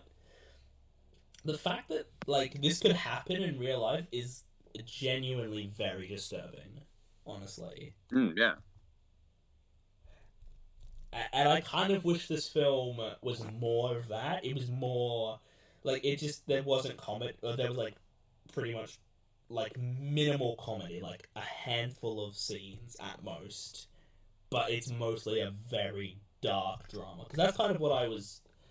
This is the darkest of all of his dark comedies. Yeah, and I sort of going in, I was like, okay, I assume there's going to be some dark stuff, and I kind of think there should have been more to it, in my sort of opinion, I guess, and I can understand why that wouldn't work for people and why it might be like. I think this film nails that pretty well, because I think if it went any further, it would just be really unpleasant and unenjoyable. Yeah, and I think as we mentioned earlier, this film was as we mentioned in the prior two episodes as well. This is like the big awards contender of McDonagh's films. Nominee. Yeah, and was at one point like a big had a very good chance of winning Best Picture. I think this was the favourite. I think amongst most people. I think it was between this and Shape of Water, but it was weird because Martin McDonagh didn't get director nomination for this, which is very weird because this is very like good direction. Like I'm kind of surprised he missed out on it. Honestly, it's fine direction. I don't think it's Oscar worthy direction. I mean, of the other, I haven't seen. I think it's only this and Get Out are the Best Picture nominees I've seen from that year, and I kind of personally think this is better directing than Get Out, which you can listen to on one of my early episodes. I covered Get Out a while ago.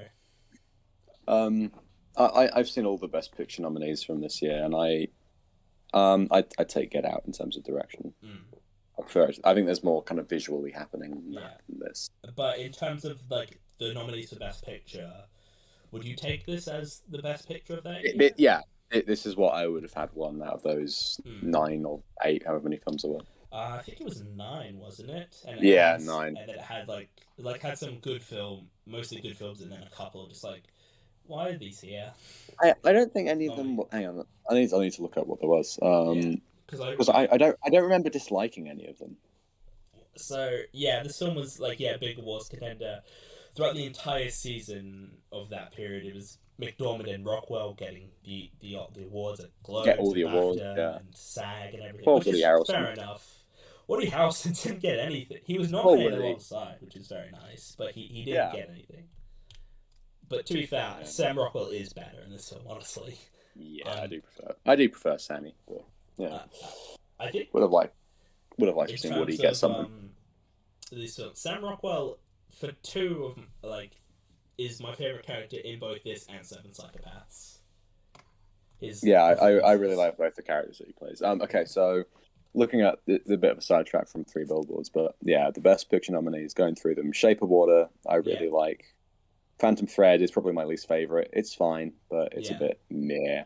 The Post I actually really liked. That's surprising. I know that's the one no one liked. That's kind of the least good that most people say, but I quite enjoyed it. Darkest Hour I quite like. Three Billboards I'm a big fan of. Call Me by Your Name is good. Lady Bird is good.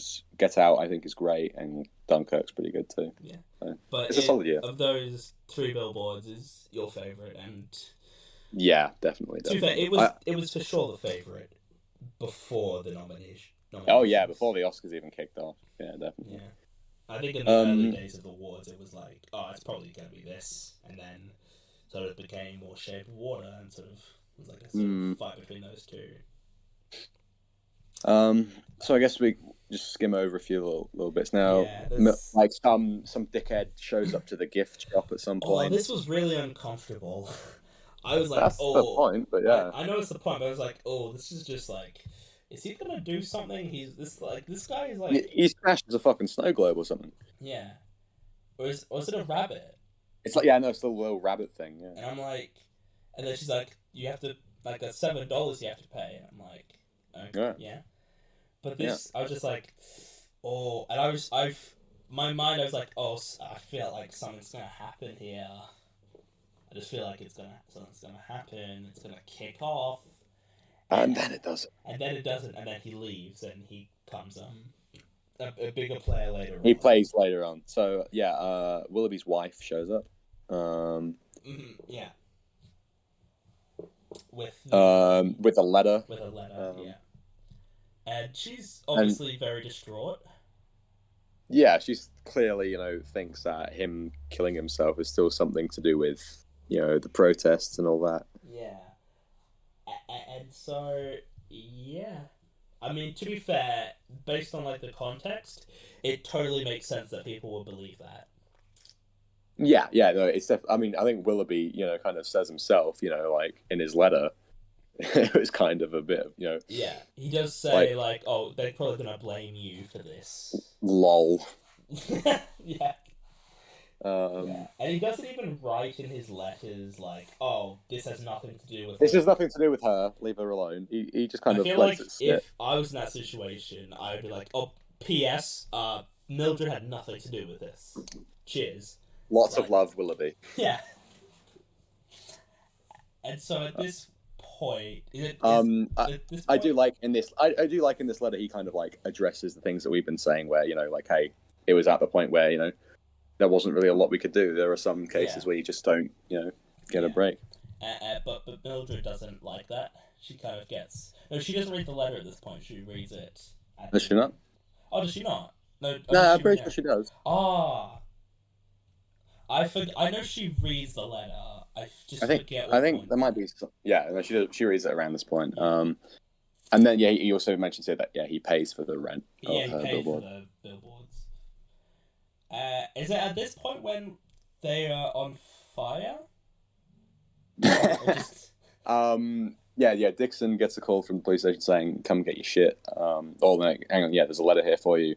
Yeah. Come get it. He goes and to get his letter, and then that coincides with Mildred, going to burn down the police station. No, but... Actually, no, the billboards are on fire. The billboards are on fire, yeah. Isn't that just before, and then she goes to the police station? That's what incites it, yeah. She thinks that, like, it was the cops or something who did it. And to be fair, from her point of view, I could totally see why she would think that.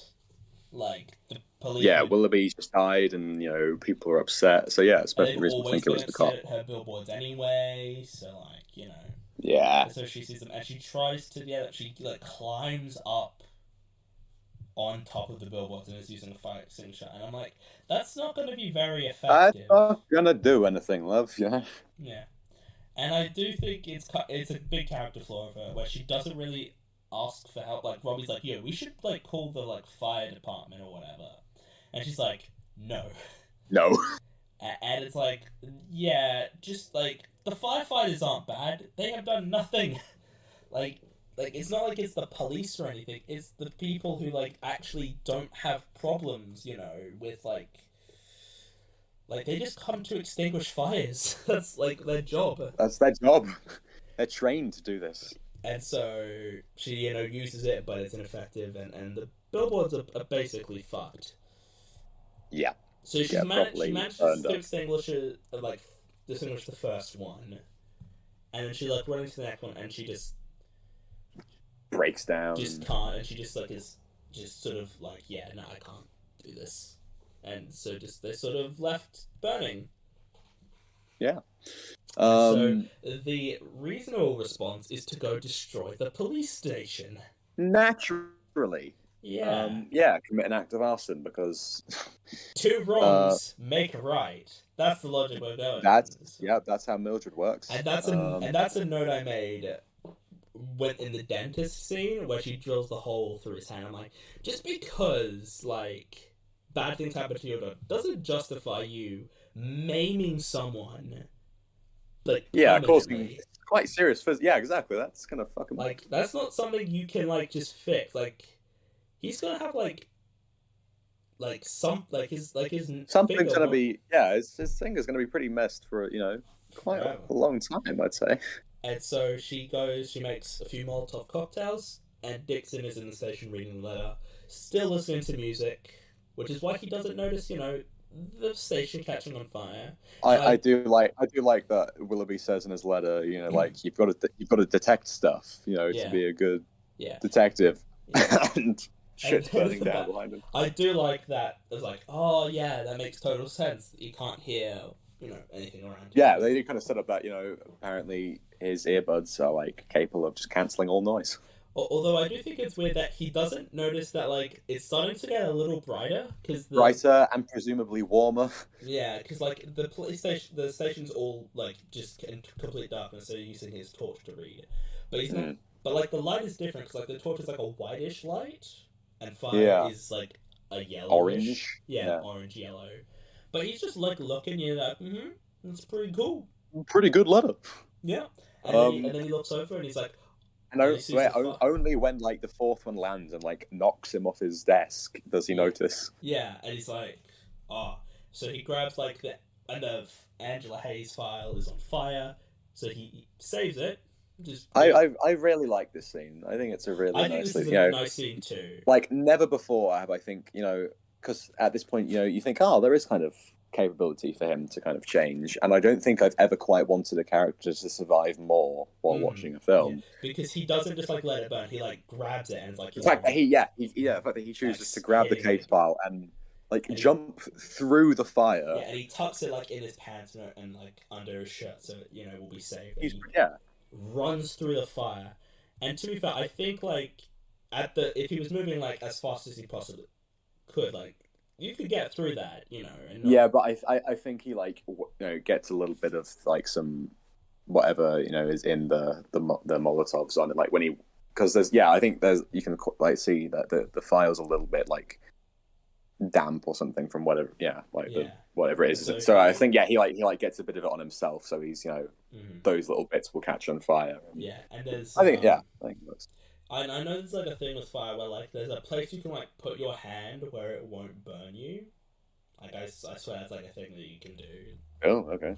I've seen people like putting like in like science labs and stuff, like like Bunsen burners, and there's like they just like swipe their finger through it really fast, but like there's no burns or anything. I mean, this is like. I mean, to be fair, this is a much bigger fire than a much bigger fire, but I think if you move at like a certain if you had like one of the fastest runners in the world, like running full pelt through a fire, I doubt it would do like as much damage. But Sam Rockwell is Sam Rockwell. The character. He has to like get over a ledge as well. He had a small fat suit and so he's a little bit of a chubby fucker. And he's like jumping through a ledge. So through a ledge, and the window's broken at this point, right? Yeah.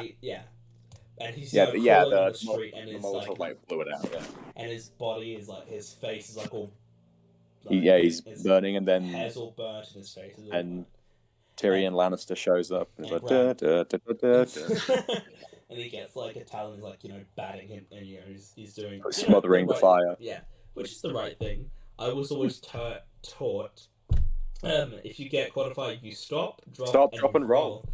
We were taught that so much in primary school that we actually practiced it. We were like, we would actually Australian fire safety. Yeah, we would have like actual like fire engines like come into the school grounds, and they take up a pathway that like a pathway to like the exit of the school. Yeah, no, it was sick. Yeah, I guess they don't have that in America. I suppose not. Plus, this is also a smaller town, so again, it's something that I'd be surprised if it gets to like this small town. And so Dixon's in hospital now because there's actually James, that's his name, the dwarf. He provides a cover for Mildred. Yeah, it's like, oh yeah, she was with me, and it's like because he's trying to get in their pants, so I guess he's like, hey. Yeah. And he just kind of and this is kind of a moment where he's like, yeah, no, she was with me, it was cool. Yeah. Just cover for a criminal who's committed multiple offenses at this point, like bodily harm, assault to minors, arson. Like that right there is like 3 major crimes, and it's multiple assaults on minors too. Hey. There wasn't any real evidence. They could have just been pretending. Exactly, it was all circumstantial. Yeah. Dixon's in hospital. Dixon's in hospital now. He's in the same room as Welby. Yeah. And his face is all bandaged up. His half of it is like burnt. Yeah. And I've gotten like minor burns from like hot pans and stuff. And that hurts like hell. So I can't imagine how much it must hurt. Half his face is on fire. Yeah. Like I've had cousins who like I don't know what they would get like tortured. They would get like matches or something, and like. Oh my god! For a moment, I thought you were saying that you had cousins who got tortured, and I was like, Jesus Christ. No. They would get like matches, and they like strike them, and they touch the fire with their fingers, and then they just like jam it in like a thing of water. I'm like, why are you doing this? That's a little thing we like to call self-harm. You were causing pain to yourself. Why? See a doctor. See a therapist. Damn. And so. Oh yeah, and they were like 18 nearly when they were doing it. Well, 16 to 18. So, They should know better. Should know. Like, a 10-year-old, that's fine. 10-year-olds are stupid. They will do anything, honestly. If you tell them to do it, If you tell them not to do it, they'll do it. And if you tell them to do it. So Dixon is he's in the same room as Welby, and but when Welby Welby, doesn't like literally Mia, he's like, I'm sorry, Welby, and he's like, and then he realizes it's Dixon, and I was like, oh, is Welby gonna do something? Welby's like, smother him with a pillow, and he does something. He gives him some juice.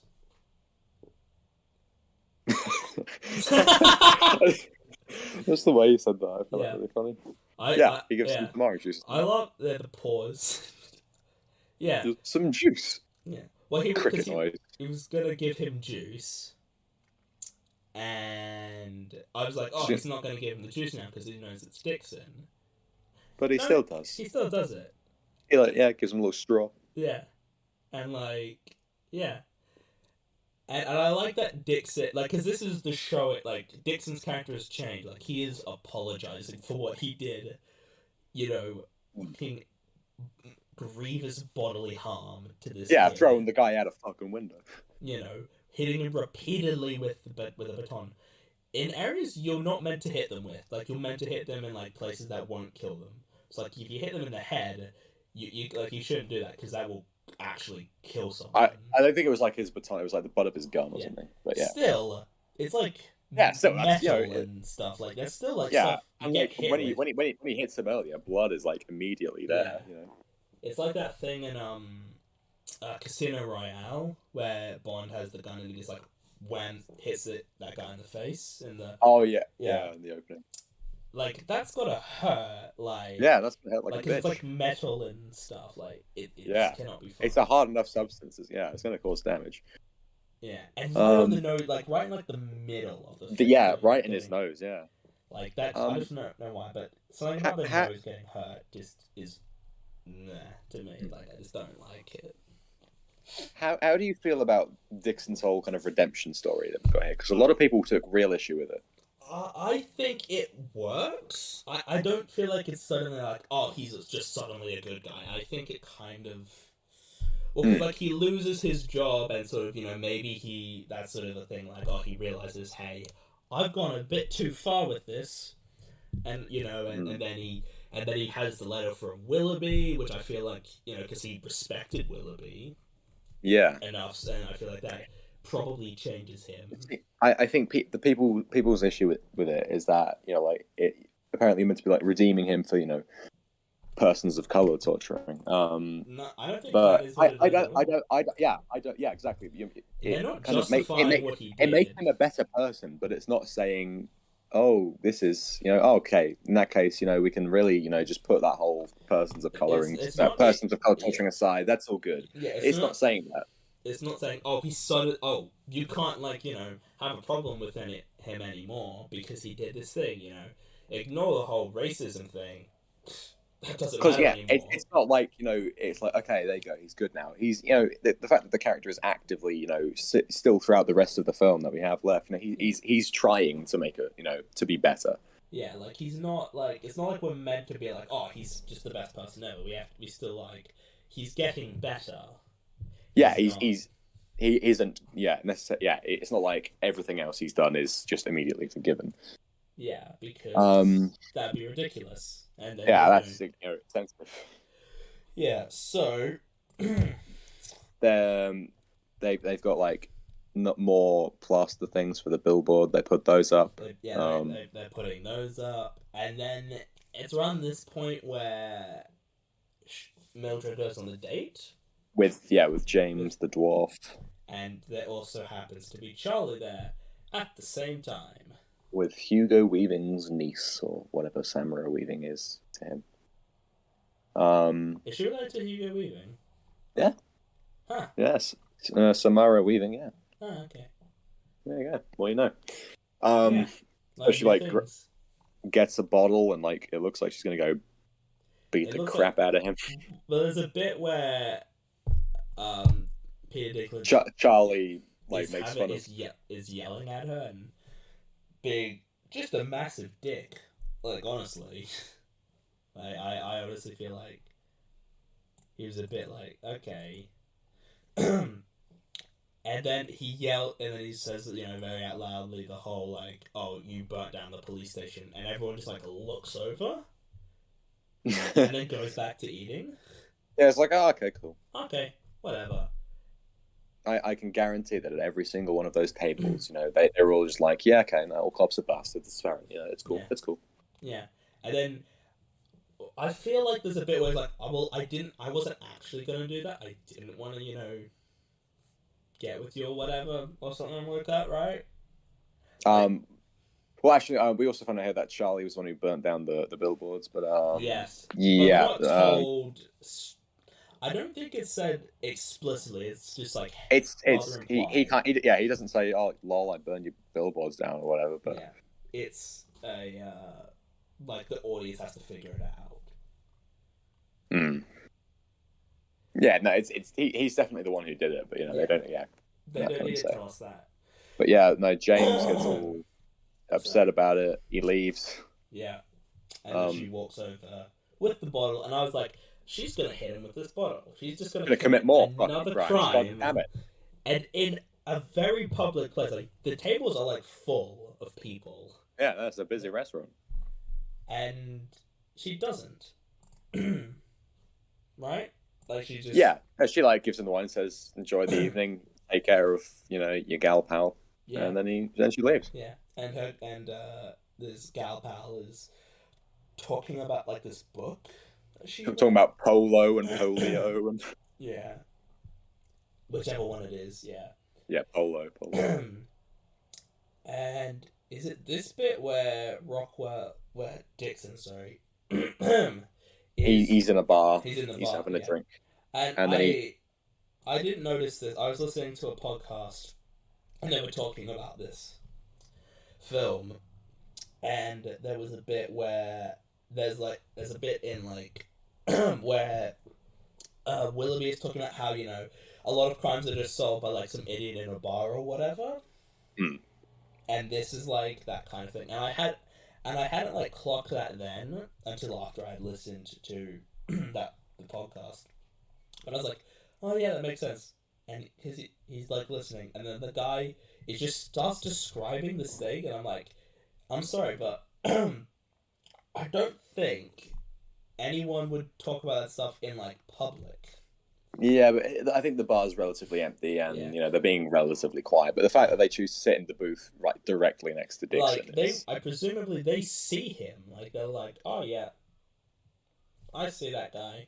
Let's sit right next to him. Like I always like if I'm talking about like, well, not these subjects obviously because I avoid talking about them. If I'm talking about like girls or whatever, I always like and make sure I'm being very quiet because and they are being relatively quiet. They are being quiet, yeah. But it is like I make sure I'm not near anyone, and they like sit like the guy's right back next to him, back. Yeah. Like if he leans back, there's he will be a touching. glass divider between the two of them, and that's it. Yeah. If he leans his head back, he will be like against Dixon's neck, essentially. Yeah. And so he starts describing this thing, which sounds oddly similar to the Angela Hayes case. And so he's just sort of like listening, and then Dixon, he gets up, he leaves for a smoke. Checks number plate. He takes like a drag. He just like takes a couple drags from the cigarette and just like throws it. He doesn't even finish it. Like, I understand why. I can kind of understand. Oh yeah, because he's not actually going out just for a smoke. He's going there to just check the number plate. But like that's the thing in movies in general. Like people light a cigarette, they take like one drag or two, and then they just like throw it. That's enough. Because I think, better quit. Yeah, and it's just like smoking kills kids. And so he goes back in, and the guy, and then the guy's like, "You're right," and then like Dixon gets like a beer. He's like, I guess some drink. He's like, "Hey, I'm gonna do a magic trick," and he scratches the guy's face. Yeah, and then he starts getting wailed. Beaten up. I love the song choice in this scene. It's called "The Night They the night they drove old Dixie down," and Dixon, Dixie, he's getting beaten up, and I think that's a really clever use of that song. Yeah. I made a note in the scene that, like, it felt, this scene where the guy is describing the story, just made it feel like, oh, they obviously want, like, the audience to think that, like, this is the guy that did it, and we find out that it wasn't. And it's just like, that's sort of it's a real gut punch. Yeah, I do really want to see it. Like, I would have loved if this film did have like a bit more of a like, okay, yeah, he's the guy that did it. Cool. That's the end of, Dixon becoming like a better person. Yeah. He's the one that solves it. I kind But of feel like if it wasn't as, like, I feel like it goes a bit too much.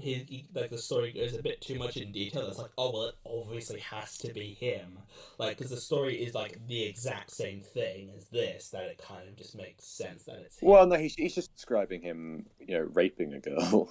Yeah, not, but he's talking about, like, it's not like burning, you say. Is he?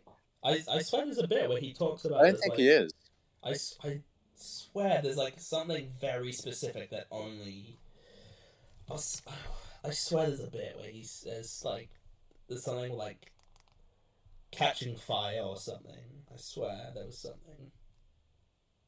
Okay. Maybe I'm yeah, no. Yeah, he's like, yeah. His friend says, "Was she hot?" And he says, "After the gasoline kicked in, she was hot." Yeah. But, okay. Well, I guess you rape someone, you kill them, get rid of the body. Fair enough. Burn them.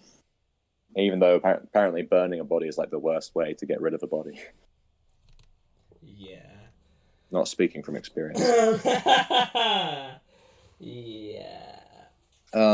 Yeah, I can go with it. I think it's reasonable enough. But so yeah, but the end. I think the ending is a bit unsatisfying. Yeah. But I think the film also does kind of set up that the fact I guess there's also kind of we'll be saying hey some cases just you don't get a break, and then that kind of kicks in again here. But I feel like this film does need a more definitive ending. I feel like I don't necessarily have a problem with the whole. It's sort of they don't solve the crime. That's not the problem. But I do have a problem with the whole. It's so obviously like the setup of like, oh, it's obviously this guy, and then it isn't. It's like, well, either just commit to it or don't. Like, I don't. I mean, that's sort of my opinion of like. Yeah.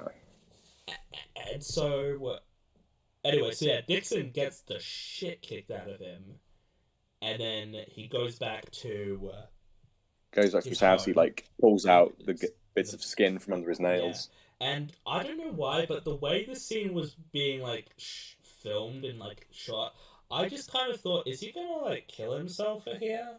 Like, I was just like the way like there's like he goes into the bathroom and he like locks himself in. I was like, is something gonna happen? No, he locks himself in because he doesn't want to see want his mama to. Yeah, no, it makes sense now, but at the time I was like, he's gonna kill himself, right? And then he does gets beaten up and kills himself. What a day!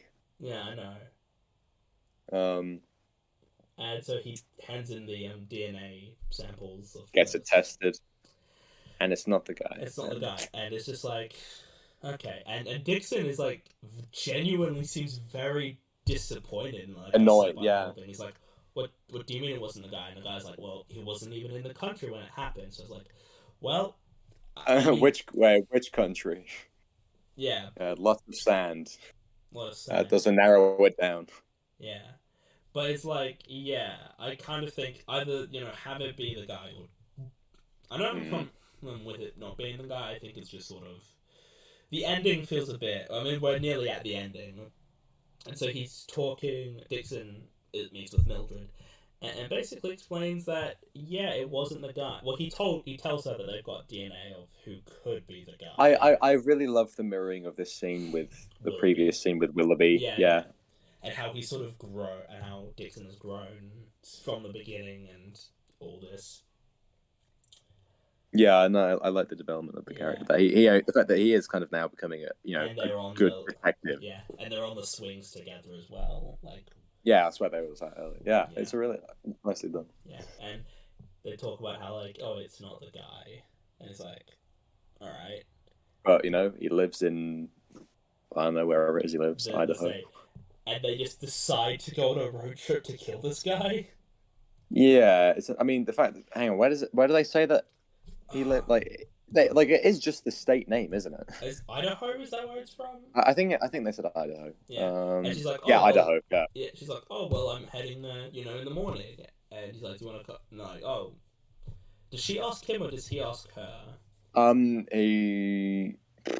yeah, Mildred says, "Hey, that's funny. I'm going to Idaho tomorrow," and he's like, "Hey, want some company?" And she's like, "Yeah, sure." And then they just plan to go kill this guy for a heinous thing he did. To be fair, like, it's fair enough. The guy's an awful person. And I guess Mildred and Dixon are kind of bad enough people that they could be capable of this. Yeah, let's go on a road trip that will end with us murdering someone. I'm not a cop anymore, Doesn't matter. Like, exactly, it's still illegal, but whatever. So they pack I mean, up. and I do love this film, but the ending doesn't quite sell it. Yeah. I do feel like, well, so has she just like given up and she just doesn't care anymore? She's just gonna be like, oh, okay, I'll just settle for killing this other guy instead. Yeah, that's exactly. Sort of how it kind of came across to me. And yeah, I just think this film needs a more definitive ending than that. Mm-hmm, yeah, either like, so do you prefer like, oh, they find the guy who does it, or the guy they don't find who does it? Like, do you prefer like that kind of thing, or I would prefer. I mean, I'd prefer that they find out who does it, but if they were going to do like they don't find out, I think I'd rather just end with kind of Mildred and Dixon being like, hey, we'll do what we can, and then go there, and then just end the film there, like in melancholy.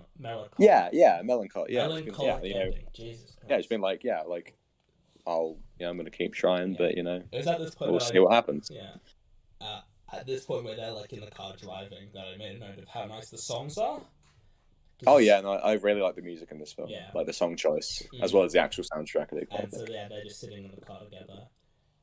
And I don't know what, just the shot, I don't know what, it's such a basic shot, but it's on like Mildred's side and we're like looking in at her, and then there's Dixon next to her, and there's like sort of like the sun like peeking through the trees and stuff. I don't know why I say it's really nice. It's really, really pretty scenery. Yeah. And that's the film. That's how the film ends. Them driving off to go and kill a rapist. Yeah, after I watched it, I was talking to my dad about it, and my mom was like, "Oh, did they find the guy who does it?" And I'm like, "No." And she's like, "Well, what's the point of that then?" And that's just what how my mom watches films. Like,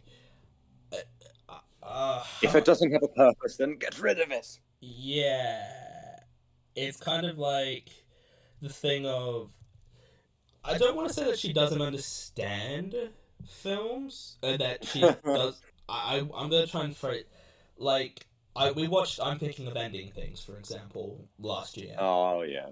And I mean, I had no fucking clue what it was. Yeah, that film is impenetrable. I've got no fucking. And honestly, I don't like it because of that, because it makes fucking no sense at all. I mean, same. But this film does make sense, but she likes things that have like a definitive ending. Like, oh, there is like a happy ending. Like when I saw Promising Young Woman, for example, that was another film where she's like, did she defeat the bad guys? And I was like, well, yeah, kind of. And she was like, well, yeah, she was like, and I was explaining like, well, in real life they don't always find who does it. And she's like, but this is a movie, and I would like, for them to find who did it. And I can understand where she's coming from, because I feel like that can be a bit of a sour note to end on. Like, oh, they don't even find who does it. It's a bit like disappointing, Like I understand what she means and such. Mm. But I like the concept of the ending. It's just the way it plays out and the way it's written. Yeah, it doesn't quite satisfy the needs. Yeah, that I can understand why some people might not like the ending, because it doesn't really end on like a point, like a specific thing, I think when I first watched it, I really didn't like it that much. But then watching it again, I do kind of appreciate it, but I'm still not that on board with it. I think is how I put it. Yeah.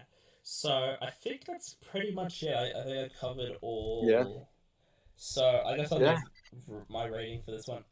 So I do like this film. I feel like I've been a lot more negative with this film than I have been with the other two. But I feel like because this one, the problems were more noticeable. They kind of there was a lot more problems. As I mentioned at the top of this, that this is my least favorite of Martin McDonagh's films. Not to say it's bad, but it's definitely not his best work. I do like the performances. I think the characters are good. I think Sam Rockwell, for example, is quite gives a really good performance in it. Just as good as his performance in Seven Psychopaths, in my opinion. I think Woody Harrelson does a good job. Frances McDormand is fine. You know, I mentioned earlier that I've never been massively sold on her as an actress. And yeah, there's just some few films. There are, and like some of the comedy feels out of place. Although it can be really good sometimes. I will say that the comedy can be really funny at times. So I'm giving this a 7 out of 10. Okay, I think that's fair for the way you've been talking about it. Yeah. I mean, looking at this film, I feel like I should give it a 9, but I'm not. Because I do think there are quite a few things that don't quite sit well with me. Yeah. But I think everything else is just such a joy to take in, and it's all kind of, you know, written and performed on such a high level that it's just, you know, a real pleasure to just, you know, experience the world of the film. I reiterate what you say about Woody Harrelson and Sam Rockwell, you know, being really great. I think they're wonderful in this film. Frances McDormand is, you know, also great, just, you know, maybe not quite as great as them. Yeah. And you know, this film could be a full on, round 10 if maybe you just trimmed, changed a few things. Mm-hmm. Yeah. But I'm giving it another 9.5, like I gave Seven Psychopaths. Yeah. Because this is where my kind of just personal enjoyment of the film does kind of, affect my rating. Yeah. But I do genuinely love this film. I'm big fan. Yeah. And in Bruce was the only one you gave like a proper full 10. A full 10, yeah, because that's one of the films that I do consider to be relatively close to perfection. Yeah. So thank you for listening to this one. This concludes our Martin McDonagh trilogy, and he's got a new film coming out sometime in the next year or so. I want to say 2 years. Colin Farrell and Brendan Gleeson, I believe, are back. Yeah. Which is going to be hopefully good. I'm very excited for it. I can't wait to sit through, and maybe so then we can do at some point on this show when it eventually comes out. So yeah, thank you all for joining me for this episode. This is the end of the trilogy on Martin McDonagh's films. And listen back to all the other episodes I've done on it, because why not? Just do it, Yeah. We don't know the reason. Just do it, please. Yeah. Listen to the ones I've done with Barney. We've done is that our 5th one now that you've been on for? Yeah, 5th. Yeah. In the space of like 2 months. We might have to take a break from me a little bit, Yeah. Well, I mean, I had other plans for other people anyway, so it should be fine. Oh, well, there you go. And I'll be stepping away for it. Hopefully, we will get George back so we can do another three of us on, because that was fun this time. It was a good discussion. Yeah, Collateral. Check that one. That was good, and hopefully he'll be free in like December, so it'll work then. We are recording this quite a bit in advance, so it's the middle of October when we're recording. It's a little peek behind the curtain. Ooh. And so thank you all for joining me, and I will see you guys in the next one. Cheers.